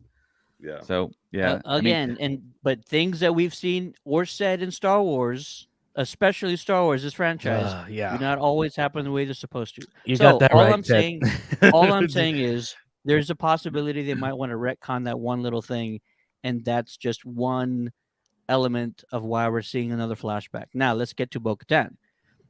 Yes, everything you guys have said. She's determined. She's motivated. It's dangerous. Absolutely. It's been said by you guys that she's going to challenge Jin. And does he have any reason to accept? No. Zero reason. He's not interested. Doesn't care. He'd rather relax. He'd rather just chill with his adoptive son and just go to a beach or something. However, he now has something that he is afraid for. He now has someone that he is living for. And so that is probably the only thing that would motivate him or force is a better word, force him to actually accept a challenge is by taking Grogu or bringing harm to those that he is actually friends with now. He has a close circle of unit of friends right now, in this universe. And so if Bo-Katan wants to force his hand, there's only one way to do it, in my opinion. Yeah. That's the only way that it happens. Yeah, Now- there's two different factions of Mandalorians. It's Bo-Katan's side, and then Children of the Watch, which is the Armor, Paz Vizsla, Yeah. and Din Djarin. So I'm not a writer, but I have aspired to be a writer in movies or TV Same here. or film or anything like that. And so I'm always trying to think of what is the best, not the case scenario, but what is the most interesting thing that could happen. And Mm. so this is just a shot in the dark. It's not a fan theory based on anything that I've seen, no evidence whatsoever. But I don't believe we will have a leader of Mandalore. I don't think we're going to have a wielder of the Darksaber by the end of this. I think the way this story ends is there is no Darksaber to wield. And that is how you solve this conflict. So destroyed. Jin doesn't want to fight. Would make sense. Bo-Katan Yeah. does not want to not fight. And so I feel like the best way to end this conflict is by destroying that saber. No Taking a step- saber, no problems. I mean, they did it with Skywalker saber, so I mean, I would see why they wouldn't do it with this one. That would make sense. Take it to the volcano Mount Doom, drop it into the fire. Oh man. Yeah, and Nice. Filoni does have a certain kinship to the Lord of the Rings, and that would be an interesting kind of parallel because we're all going to get Ahsoka the White, presumably, in the Ahsoka show. So, all right, yeah, those are all my major questions I had. Did you guys have any kind of like questions on the top of your mind that you had for season 3?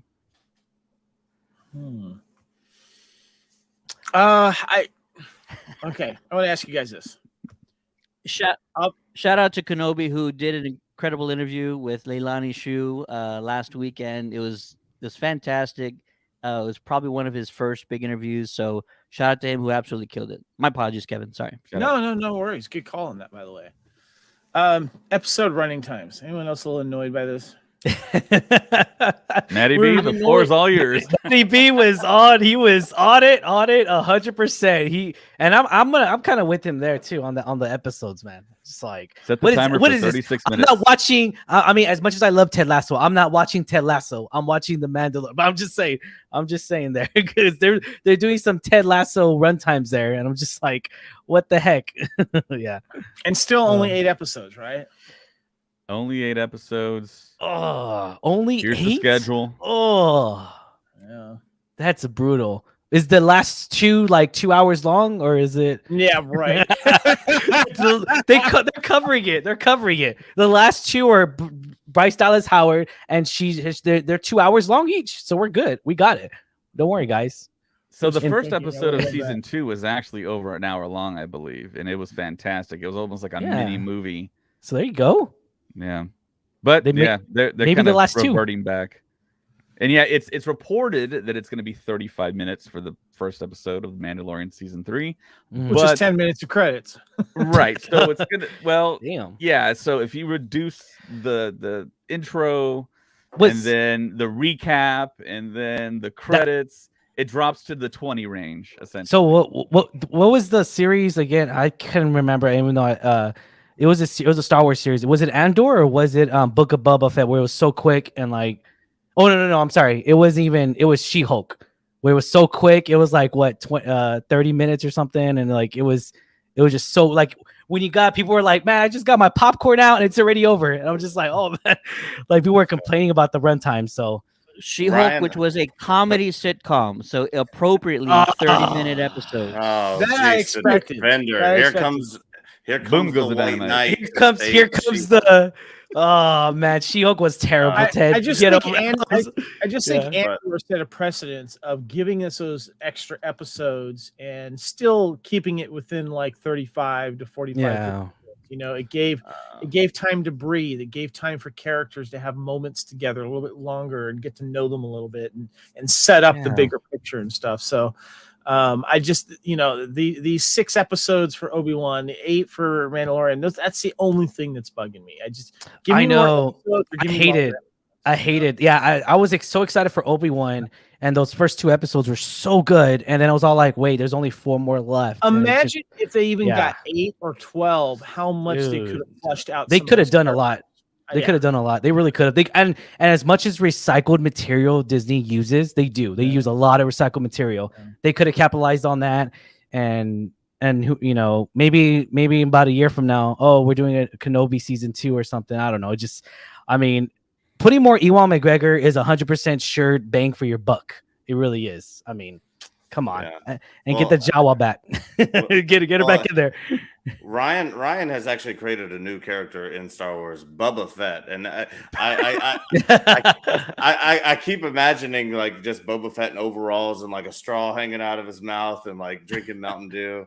Bubba Fett, I love that. But the 29 minutes doesn't matter to me as long as it's a good 29 minutes. I've suffered through an hour and 15-minute runtime of a terrible show, and Look, you know, it's okay. Like, you know, like an hour and 15 minutes of a bad show is. Look, I'd rather have 29 minutes of something good. I think it gives us more reason to believe there's a bang in this first episode. there's a bigger issue here. I alter my sleep schedule to make sure I get this watched before I go to work. And for those of you that know me, hold on. Those of you that know me, and David knows, I go to bed early because I get up at 2:00 in the morning to go to work because I work an early shift. That means I get up at 1 a.m. to watch Mandalorian. And I want to make sure that if I can get more than 30 minutes, that would be nice. Because I don't want to be spoiled. That's why I watch it before I go to work. Damn. Again, I think 29 minutes is insanely small. Again, it's like 35. For first episode. Well, we'll say 29. It's insanely small for as long as we've been out. There's obviously they knew that would cause backlash. The marketing geniuses over at Disney probably knew that was going to get clicks, and that's just much more traction for them. But it does set me up to believe that they're not going to do a 29-minute boring episode. I think that actually it's much more likely we get something awesome because it's 29 minutes than if we had an hour and 15 of just resetting up with old characters and maybe we're not really advancing the story that far. Because I've sat through hour-long shows that sucked, and I would much rather have been 29 minutes of stuff that was good. So I'm just gonna hold out and hope that I'm right. It's and good. Yeah. If I hedge that way, then I'm definitely going to be disappointed because I'm always wrong. Except for the Bryce Dallas Howard thing. I called that, Dave. It comes up every time you're on the show. I was waiting for it. Everybody take a drink. That's on the bingo card for sure. That's on the bingo card. Shout out to BDH. So before we go, the last two things I want to talk about, two wild rumors that kind of bubbled to the surface just hours before the podcast, really.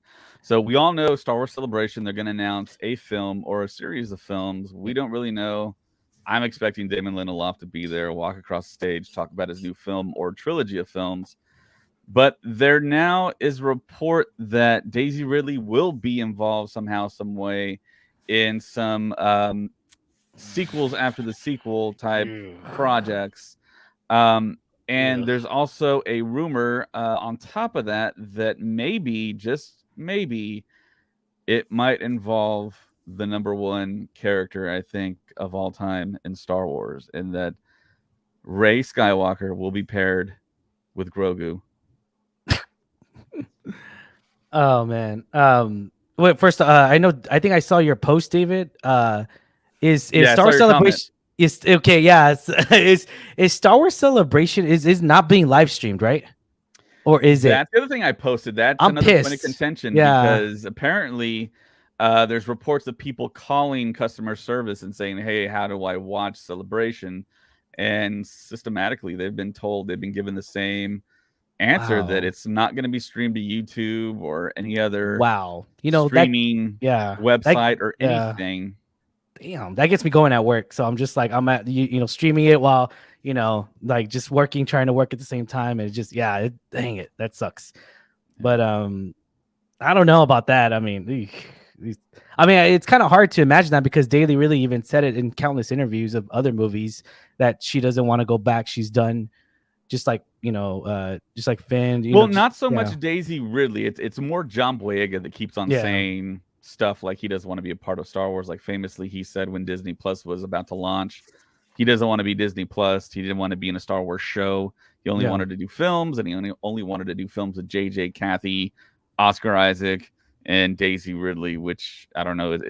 For me, it's a weird statement, but Yeah. it would be fantastic to have a Finn show and maybe continue on his character as Finn, the ex-stormtrooper, force sensitive, becoming a Jedi, and maybe lead his own trilogy and his own Jedi Temple or Jedi Academy, possibly.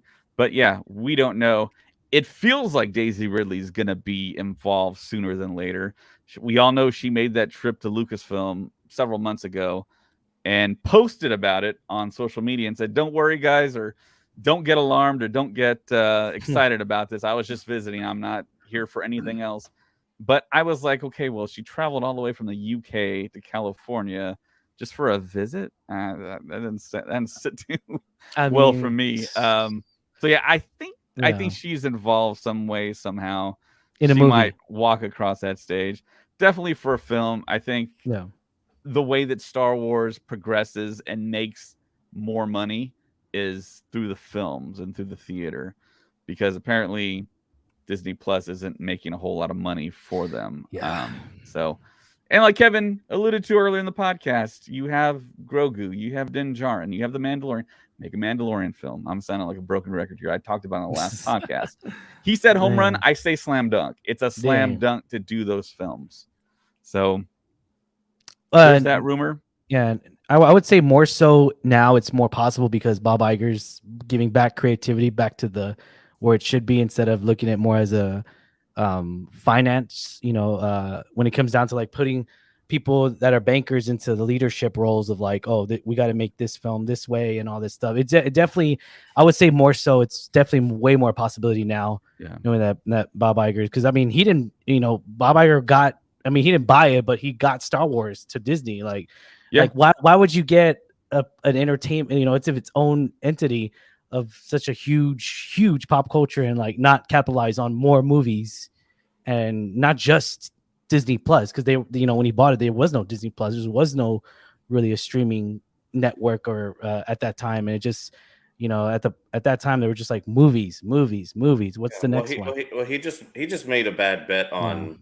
COVID. I mean, let's be honest. I mean, COVID really kind of screwed some things up for the previous CEO. I mean, everyone's all of a sudden now movies are being released on streaming. Disney Plus is still relatively new at the time. And he was saying, well, we're going to go all in on this because we don't know when we're going to get back in theaters or if it's ever going to be the same again. You have to, I mean, the world was a different time when some things got scrapped. So I don't know if it's all on him. He's out because he pissed off Ron DeSantis and they needed somebody who could deal with the government there in Florida a little bit better to save them money on those taxes and maybe try to work that deal out again. I think that's the only reason why that change happened there at all. But, that's another story for another day. Interesting. Anyone have any ideas about Daisy Ridley possibly joining Star Wars for more sequels to the sequels? Well, I mean, she's beautiful. Do I want to see Daisy Ridley in more movies? Yes. Absolutely. Daisy Ridley is awesome. And I think some of the hate of the sequel trilogy is starting to die down a little bit. It's that the fever stream that comes after new Star Wars releases is a tough thing to deal with. It's a tough thing for the actors to deal with, especially those who hadn't been in roles that size before. And looking at the comments online, looking at the fever pitch that comes, it can scare actors off of projects. But now that that's died down a little bit, I think that the only way that they can keep going is they have to continue the sequel trilogy. And not because I love the sequel trilogy, but I see that as really the only step forward if they want to put out a movie soon, because it's established already and it's less of a risk than starting a brand new idea or project that could just flop. Ted? Not excited to see what Rey is doing in this universe going forward. Daisy's fantastic. She's a wonderful character, but this Skywalker saga, because this is still part of that, right? Has ended. We have closure, whether or not we appreciated it. Yeah. Whether or not we appreciated how it ended, we have closure now. So please do not open that box again. They're trying some things in the past with the Acolyte, which I'm really looking forward to. And if you really want to motivate Star Wars fans to go to the movies, go back to the Old Republic. Start whenever the hell you want to start, but go back to the Old Republic and let's watch some like epic Star Wars stories from that era because it's arguably the best era. I mean, there's everything you can have during that time period. There's a number of stories you can tell from that time period. Choose any number of characters. They're all interesting. Let's just do it already. Yeah. So please, please, please, let's not continue on because I feel like we're all done with it. Whether we liked it or hated it, we're all done with it, and we need to try things that we know can work. I'm going to quote a famous starship captain, Kirk, in Star Trek V. Don't take my pain away. I need my pain. And I'm sorry, but the sequel trilogy is still very raw for me. The Last Jedi still just irks the hell out of me. I'm not over it. I'm being very light with it too. I just can't get over it. And what's sad about this, and I don't want to discount this, there are some wonderful moments between the sequel main, with Rey and Finn and Poe, and I don't, and Finn just got straight up screwed out of a really cool storyline. And yes, I could see that being something that they develop, and but it would take, and I'll be the first to admit, it would take some really deep soul searching of my own, maybe some counseling, whatever it is, for me to get over how much the sequel trilogy has scarred me. To the point that what I almost kind of wish Mandalorian would stop scratching what's going to happen in the sequel with the cloning stuff. I kind of wanted them to just keep pushing that away because I don't want them to get anywhere near that era. But then I have to look on the other side when I made a famous Star Wars, when I realized that the sequel trilogy wasn't for me, that it's not up to me. The sequel trilogy is going to become nostalgic for the people that are half my age and younger, probably the young kids that love and look up to these people. And so that would be the time to celebrate it. Whether I go on that ride or not, it's going to be really weird because I usually see all Star Wars at least once, with the exception of some of those anime series that came out in the Resistance. But it's really going to take me some deep soul searching for me to even attempt to get excited about that. And if it does come to fruition, to even go to it, because I am not ready for that. To me, I've disowned the sequel trilogy for that reason. And it really sucks because those are wonderful actors and there's some good characters. There was so much good potential, but the overall writing arc and the horrendous way that those stories were not handled well, really put, unfortunately, Daisy in a situation where she's not being cast in films because of this, and it sucks because she's such a wonderful, talented actress. And when you guys were talking about musical moments, I remember hearing that Rey theme for the first time, and that was like up there. Yeah. That gives me, it still gives me chills hearing that Rey theme for the first time. And then I never heard anything that got up to that anywhere near the sequel trilogy stuff, but that's going backwards there. But that's how I feel about it. Leave it alone. Just I don't think they would. I mean, they've said it, they're done with the Skywalker saga. This completes it. It really sucks too for us that are older and have jobs and disposable income that want to spend money on this stuff. I rarely own anything sequel trilogy now. I got rid of it. Yeah, but I mean, the thing is, I've heard this twice now from two people that I usually respect their opinions of. One of those being Ted, and one of those being Ryan. There, the Skywalker saga is over. The Star Wars is the Skywalker saga. In fact, I think one of the. It is. Yeah, you're right. The toughest thing that you're ever going to do is not It have is. Skywalker saga. Even if you go back to Acolyte, Yeah. you're still I in mean, this because we know how the story ends yeah. up. How dare Kathleen Kennedy tell She- us to move on from the Skywalker? Yeah, I phase? mean, that's I'm just How I'm just dare her. stating I'm just stating what what Captain Kennedy, the lead of Lucasfilm, has said. They're done with Skywalker. Star Wars is Yeah. the Skywalker. But I mean, are any We'll tell you when we're done. You will not. yeah. and yeah. I don't believe Kathleen Uh, Kennedy when she yeah. said that, because how does the last movie end? Yeah. That is saying that we're Yeah. continuing the Skywalker saga. If anything, nobody has the right to say that the Skywalker saga is over. In fact, if you don't have the Skywalkers involved, is it even a Star Wars story? Star Wars is about the Skywalkers. Yeah, I think they're trying to do a little bit more on the creative side of trying to expand, like they did expand with with the Mando series. Even though there is a Skywalker in there now. I mean, obviously But there is. still the Skywalker It still is a Skywalker in there. But yeah, I mean, it's definitely going to be tough. But it Ahsoka, just you Skywalker can't. saga. I mean, Ahsoka's not really a Skywalker though, technically. But she's the apprentice of Should have been. and with all the, I mean, it's still Oh, open man. for Luke Soka. Luke Soka could be a thing. You never know. Oh god. But I get it. she's- I agree with you. I agree with you, but then I'm at the same time just like I don't want to say I'm done with the Skywalkers, but it's just one of those things to where, like, I mean, they busted the lightsaber. They kind of ended everything continuously, just being like, okay, we're done. That's the Emperor's daughter or whatever. That was Rise of Skywalker and Last Jedi. It's sad to say those are the two films I actually do not own whatsoever. It's definitely sad to say that, and it's definitely heartbreaking too whenever you hear J.J. Abrams, oh yeah, that wasn't our plan from the get-go. Oh yeah, no, that was not the plan. I was shoved into this mess, and I was just like, dang it, that sucks. It definitely splits Rise the of fans. Skywalker, I thought was good. The Last Jedi, again, controversial movie. Didn't like it. It is the scar in my Star Wars memory. The Last Jedi, I exclude that altogether. But I'm the poster boy for fanboy tears and butt hurt. There you go.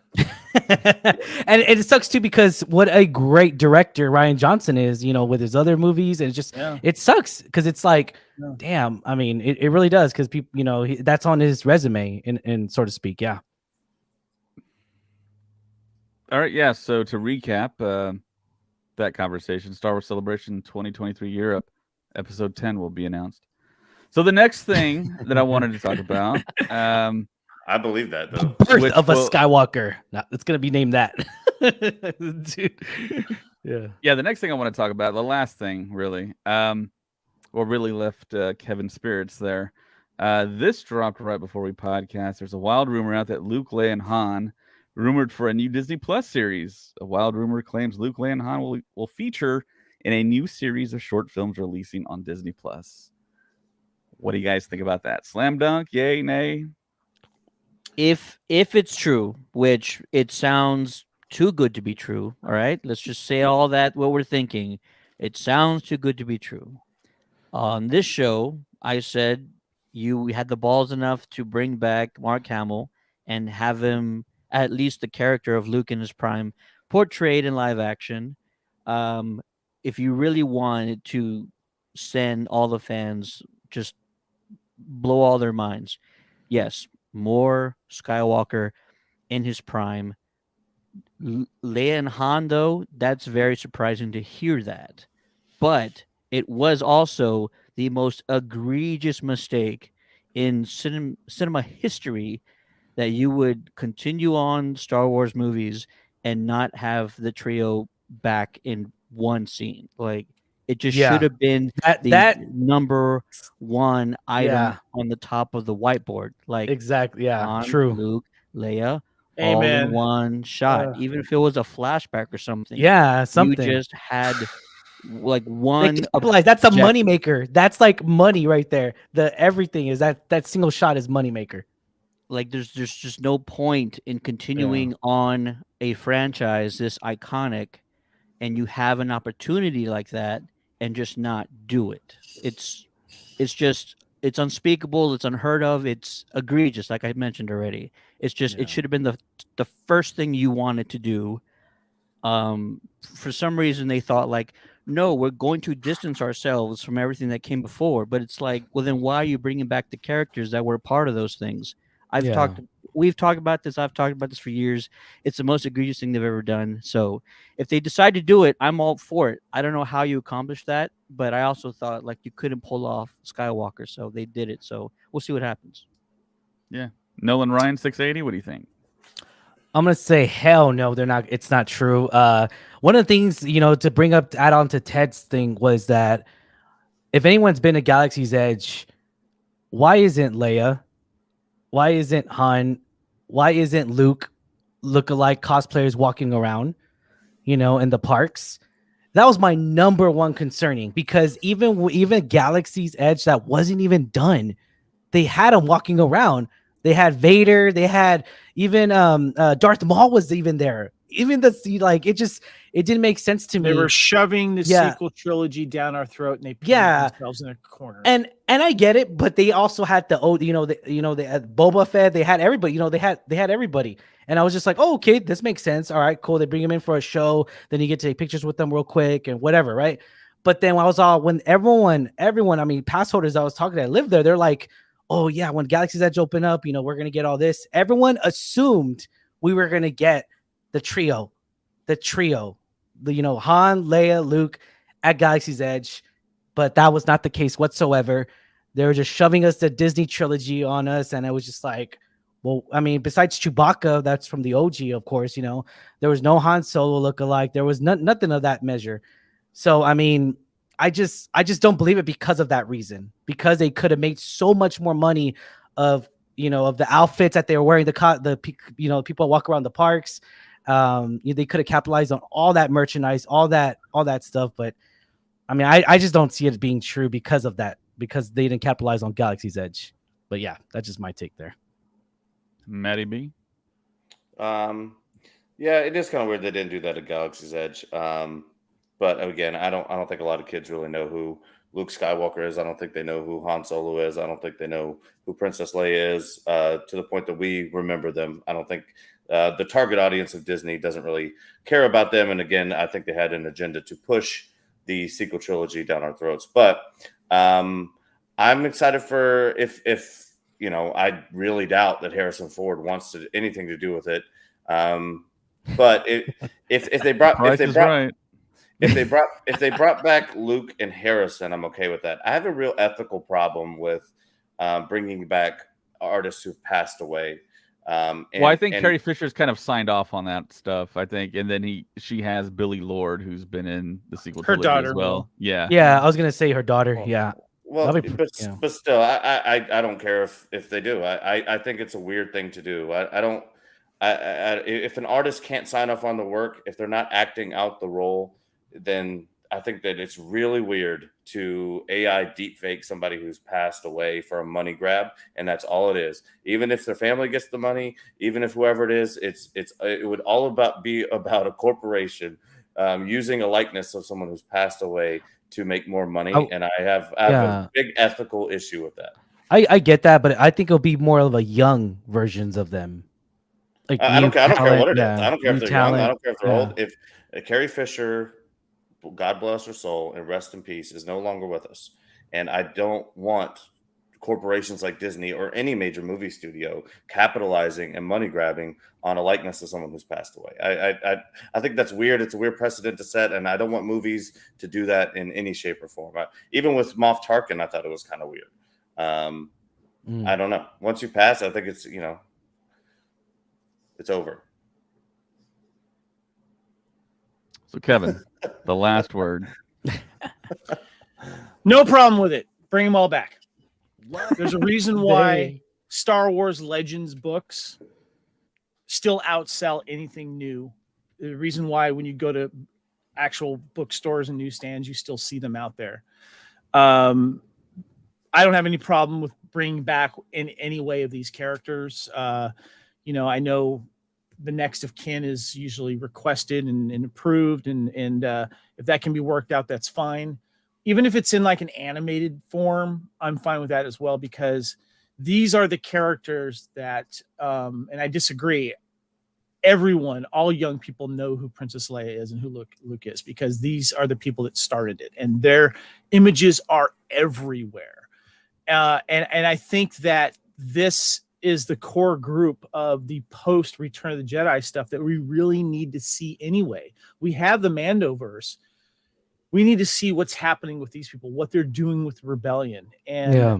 and for the love of God, please do fans justice of showing these people in their prime in the Disney era that we already got in the Legends. Do yourself right for not bringing these people together for at least one scene in the sequel trilogy. Celebrate the heroes that they are, and for the love of God, let the younger people see why we do love them. I mean, Amen.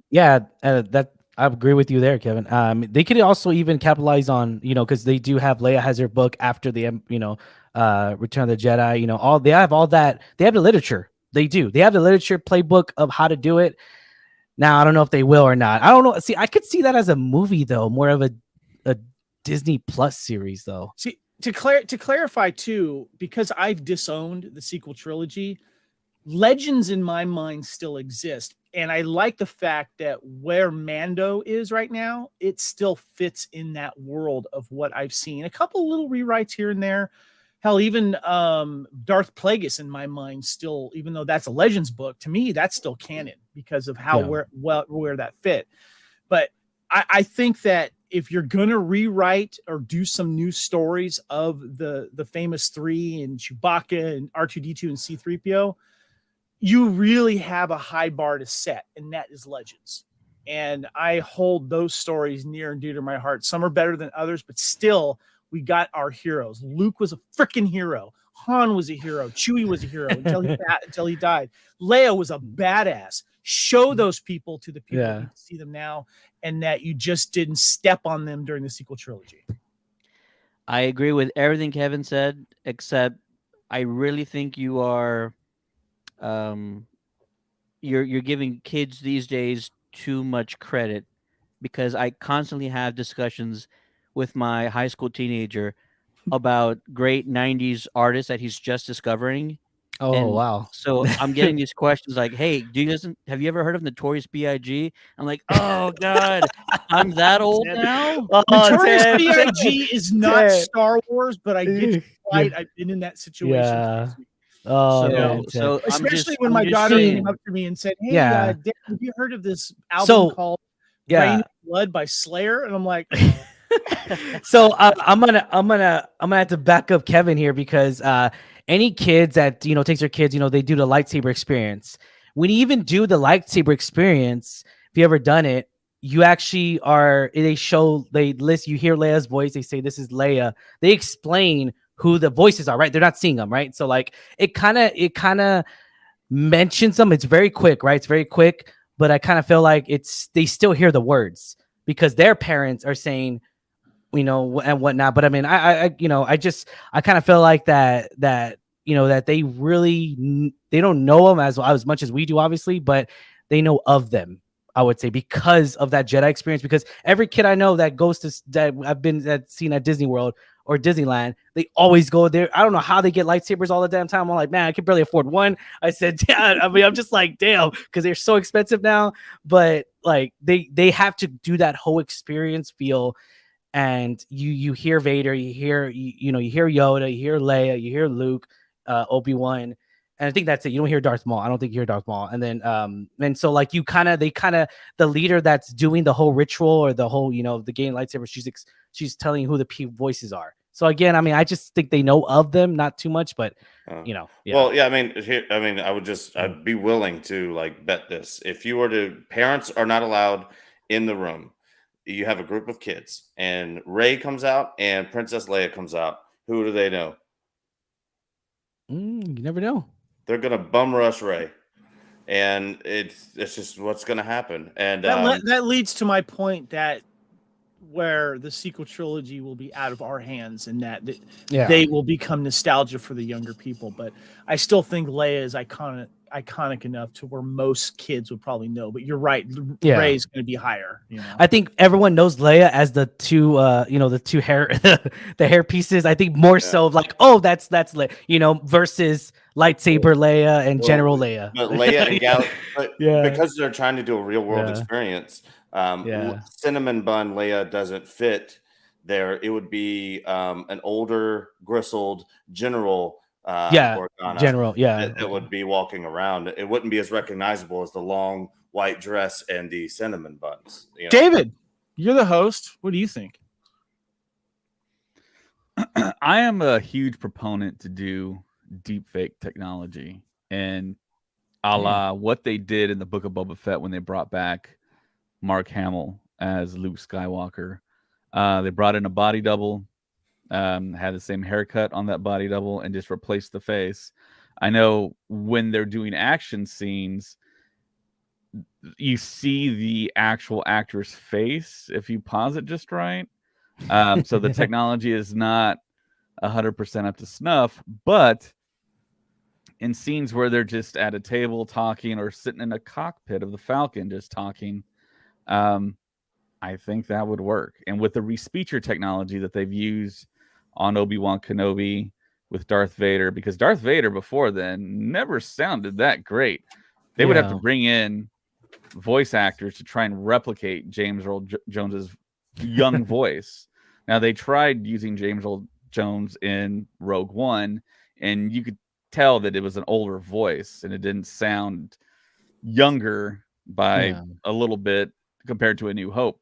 So with the new, you couple the new deepfake technology where they hired the deepfaker Shamook, who did those fantastic deepfakes on Alden Ehrenreich in Solo, a Star Wars story, and made it look like young Harrison Ford. And now it seems like Lucasfilm has embraced it with the new Indiana Jones, where they're going to have Harrison Ford de-aged, and we're not quite sure if they're going to like replace his body with the body double or just simply wrap a deep fake young face on him. We don't know that, but I think there's a way to do it, and I think there's a way to make a lot of money doing that. But of course, the way you want to make money is through film and not TV shows, which is kind of interesting. Yeah. And Luke Skywalker coming back, young Luke Skywalker at the end of The Mandalorian season 2 was so magical, so shocking, so just like fist pumping in the air.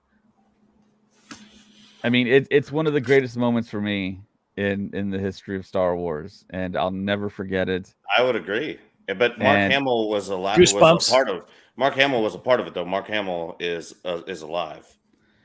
Right. And I think going back to your point, Maddie B, about the whole Carrie Fisher thing, I think there was a little bit of foresight there. I know I always reference George Lucas foresight.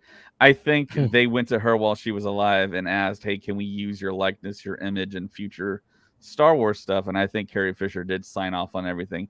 She's joked about that for years. She signed off on that a long time ago. Yeah, she was, and those contracts carry over when Disney Star Wars Celebration. She was into it, man. She was hugging fans, open mouth kissing fans. I mean, it was insane. She loved it. She was a part of it. She asked for her. Yes, there's video of it. And I was actually in the audience. Wow. Wow. And I mean, it was just an incredible thing to see her there interact with everyone and be into it. And I think that's one of the great things about Star Wars, when these celebrities, when these actors go out and do these comic book conventions and interact with the fans, you could tell that there's real love there. And I think for Carrie Fisher, I wouldn't have a problem.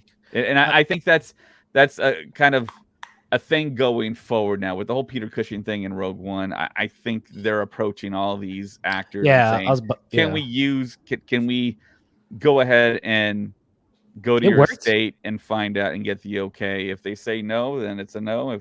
What happened to just good old fashioned recasting?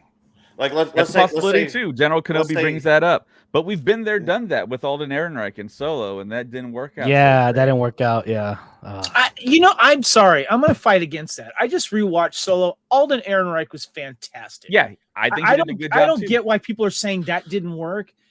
It's your opinion. That's fine. But I Yeah. love Han Solo. I thought Alden Ehrenreich was perfect. He was charming, and he hit the tones for me by not copying Harrison Ford, but bringing his own thing to it. I'm gonna go to the mat for him. He was wonderful in that. I would love to see him do more.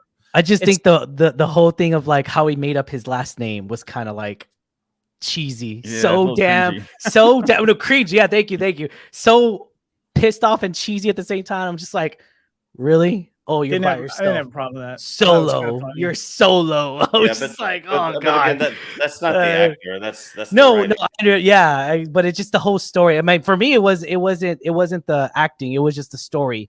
I was on board with the cast. The cast, they're in the end of the game. In the end of the day, they're just there to do their job, and they're not in charge of the writing, and they're just there, just to act as much as they can with the script they're given. So, I mean, I just didn't like the story. That movie got a hard hit because of the backlash of the Last Jedi. I think it's so much of the directors, all the much behind the scenes stuff that like no one knows what the story's about, and different writers came in. It was just a lot of. Ron Howard came in and fixed it well enough for me. I think he did the best he could with what was given and everything. I agree. It was just one of those movies to where I didn't like the story, but that I enjoyed the characters though. I just Donald Glover was great in it. I liked him as Lando. I mean, but as a story ended, I just didn't like it. But yeah. I've already said on this show, just cast Sebastian Stan as Luke Skywalker as a master. I see that, man. Everybody will just appreciate it and love it because he's a lovable guy. Yeah. And I'm fine with that. Will be okay with it. Oh wow, God. Just do it. David, you okay with that? Or I'm was okay the with one that, but cast, who do you right? cast as Carrie Fisher? yeah, as that's Leia? what I'm saying. Yeah, maybe his daughter. Just cast the daughter. That's respect. Well, she's already a character in canon, so. I mean, but that's the Skywalker that's already killed. That's already done. I don't know, man. Yeah. No, but you could definitely recast, because if I would have came back to you guys, let's say we did this 10 years ago, and the same question came up. Do you want to see Han, Leia, and Luke stories? We would all be like, hell yeah. But then we would be wondering about who they would cast. I think, and maybe it's just the traditionalist in me that just doesn't want to let go. The deep fake AI stuff, I think that's weird. I think just recast like we've always done the whole. So you don't like it, yeah. Yeah. I get it. I mean, I get it. I think the more advanced we get with technology and everything, they want to. And I kind of feel like the creator side behind it, that they don't want fans to be so overwhelmed with a recast, because you got to please everybody, right? I mean, that's the Star Wars community. You put, how dare you piss us off? I'm just kidding, but it's definitely one of those things to where it's just, if you recast it, you're gonna have the people that are upset because you recast it, and then if you AI it, you're gonna be up. It's just one of those things to where it just, what's the right decision, and it's Catherine Kennedy's to decide that. So, I mean, yeah. I mean, I didn't have a problem with it with what was it, Rogue One, Tarkin. I thought it was not bad. I thought it was really good. I mean, for what we got, yeah. I mean, but again, though, it wasn't like so many scenes. It was just like what 2-3 scenes, maybe not even like, and it was real quick. It was setting the tone. I love the voice though. That was really cool. I don't know if I like the way it was, and Krennic and their their arguments and everything. I just thought it was really good. But I mean, yeah, you never know. Tarkin in Rogue One is a whole different universe of what that was. That was actually a guy who mimicked the voice.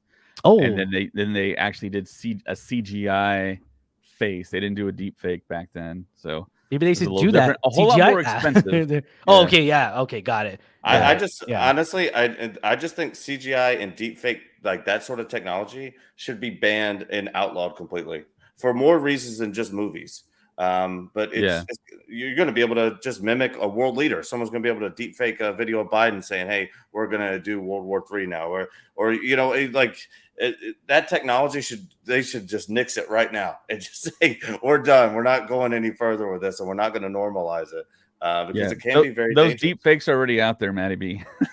I know, I saw but a bunch of them this weekend. they're going to be Yeah. so convincing soon. I think we just got to put it into it all together for the world, for harmony and peace.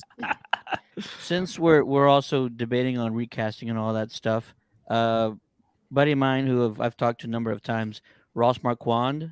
Everybody has loved his take on Han Solo. He's voiced him in a number of things, from animated stuff to, I believe, one of the Star Wars VR content they pushed out. Just let Ross do it. Recast Han with I'll be Ross. okay with that. See how he does. They probably already screen tested it. The only thing that might also, it's again a complete shot in the dark, but Maddie's shot in the dark with Bryce tells how it worked out. So maybe this will too. Let's give Ross a shout out did- to Perry King, who did the Han Solo and the audiobook dramas. There you go. Ross Yeah. has done portrayed Han in a number of things. And the last time I spoke to him, he did mention to me there's something he's working on that's pretty big that he can't talk about. And so whether or not that's a Star Wars thing, who knows? But maybe, just maybe, it could be something like this in the future. Give it to Ross. But isn't he huge? What are you talking about? Like Ross Marquand. Isn't he, Wait, what? isn't he a Whoa. big dude? Like height wise? Yeah, just like stature wise compared to Harrison Ford. Isn't I think he he's like- an average sized guy. Yeah, he's they're about the same. Oh, yeah. It's all I right. guess Harrison Ford's pretty tall too. He was in Walking Yeah. Dead. Yeah. Yeah. Interesting. Clash of Anyways. Universes, The Walking Dead of Star Wars. I'm just saying. So yeah, the Legacy of Nerd says, "Dang, I watched 1923 and The Last of Us, and you're still going strong." So yes, this is the longest Star Wars stuff podcast I think we've ever done. I think we just set the record, Setting records. 2 hours 10 minutes. So And it's still I think interesting. that's it for the night, unless anyone else has anything to mention. Okay, No, let's go so, watch The Thanks Last for of having Us. me on. Thanks for having Yeah. me on. Thank you Thank so you. much, guys. Maddie B, Thanks Nolan for having us on. Ryan, Kevin, Ted. Maddie B, where can people find you? CountdownCityGeeks.com. That's where I'm sending everybody right now. We launched the website. We have articles. All the links to all the socials are there. CountdownCityGeeks.com. Nice. Nolan Ryan.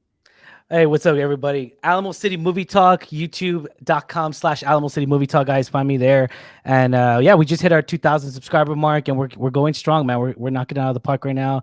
Check out our reviews that we just got out this past weekend. Thank you. Kevin.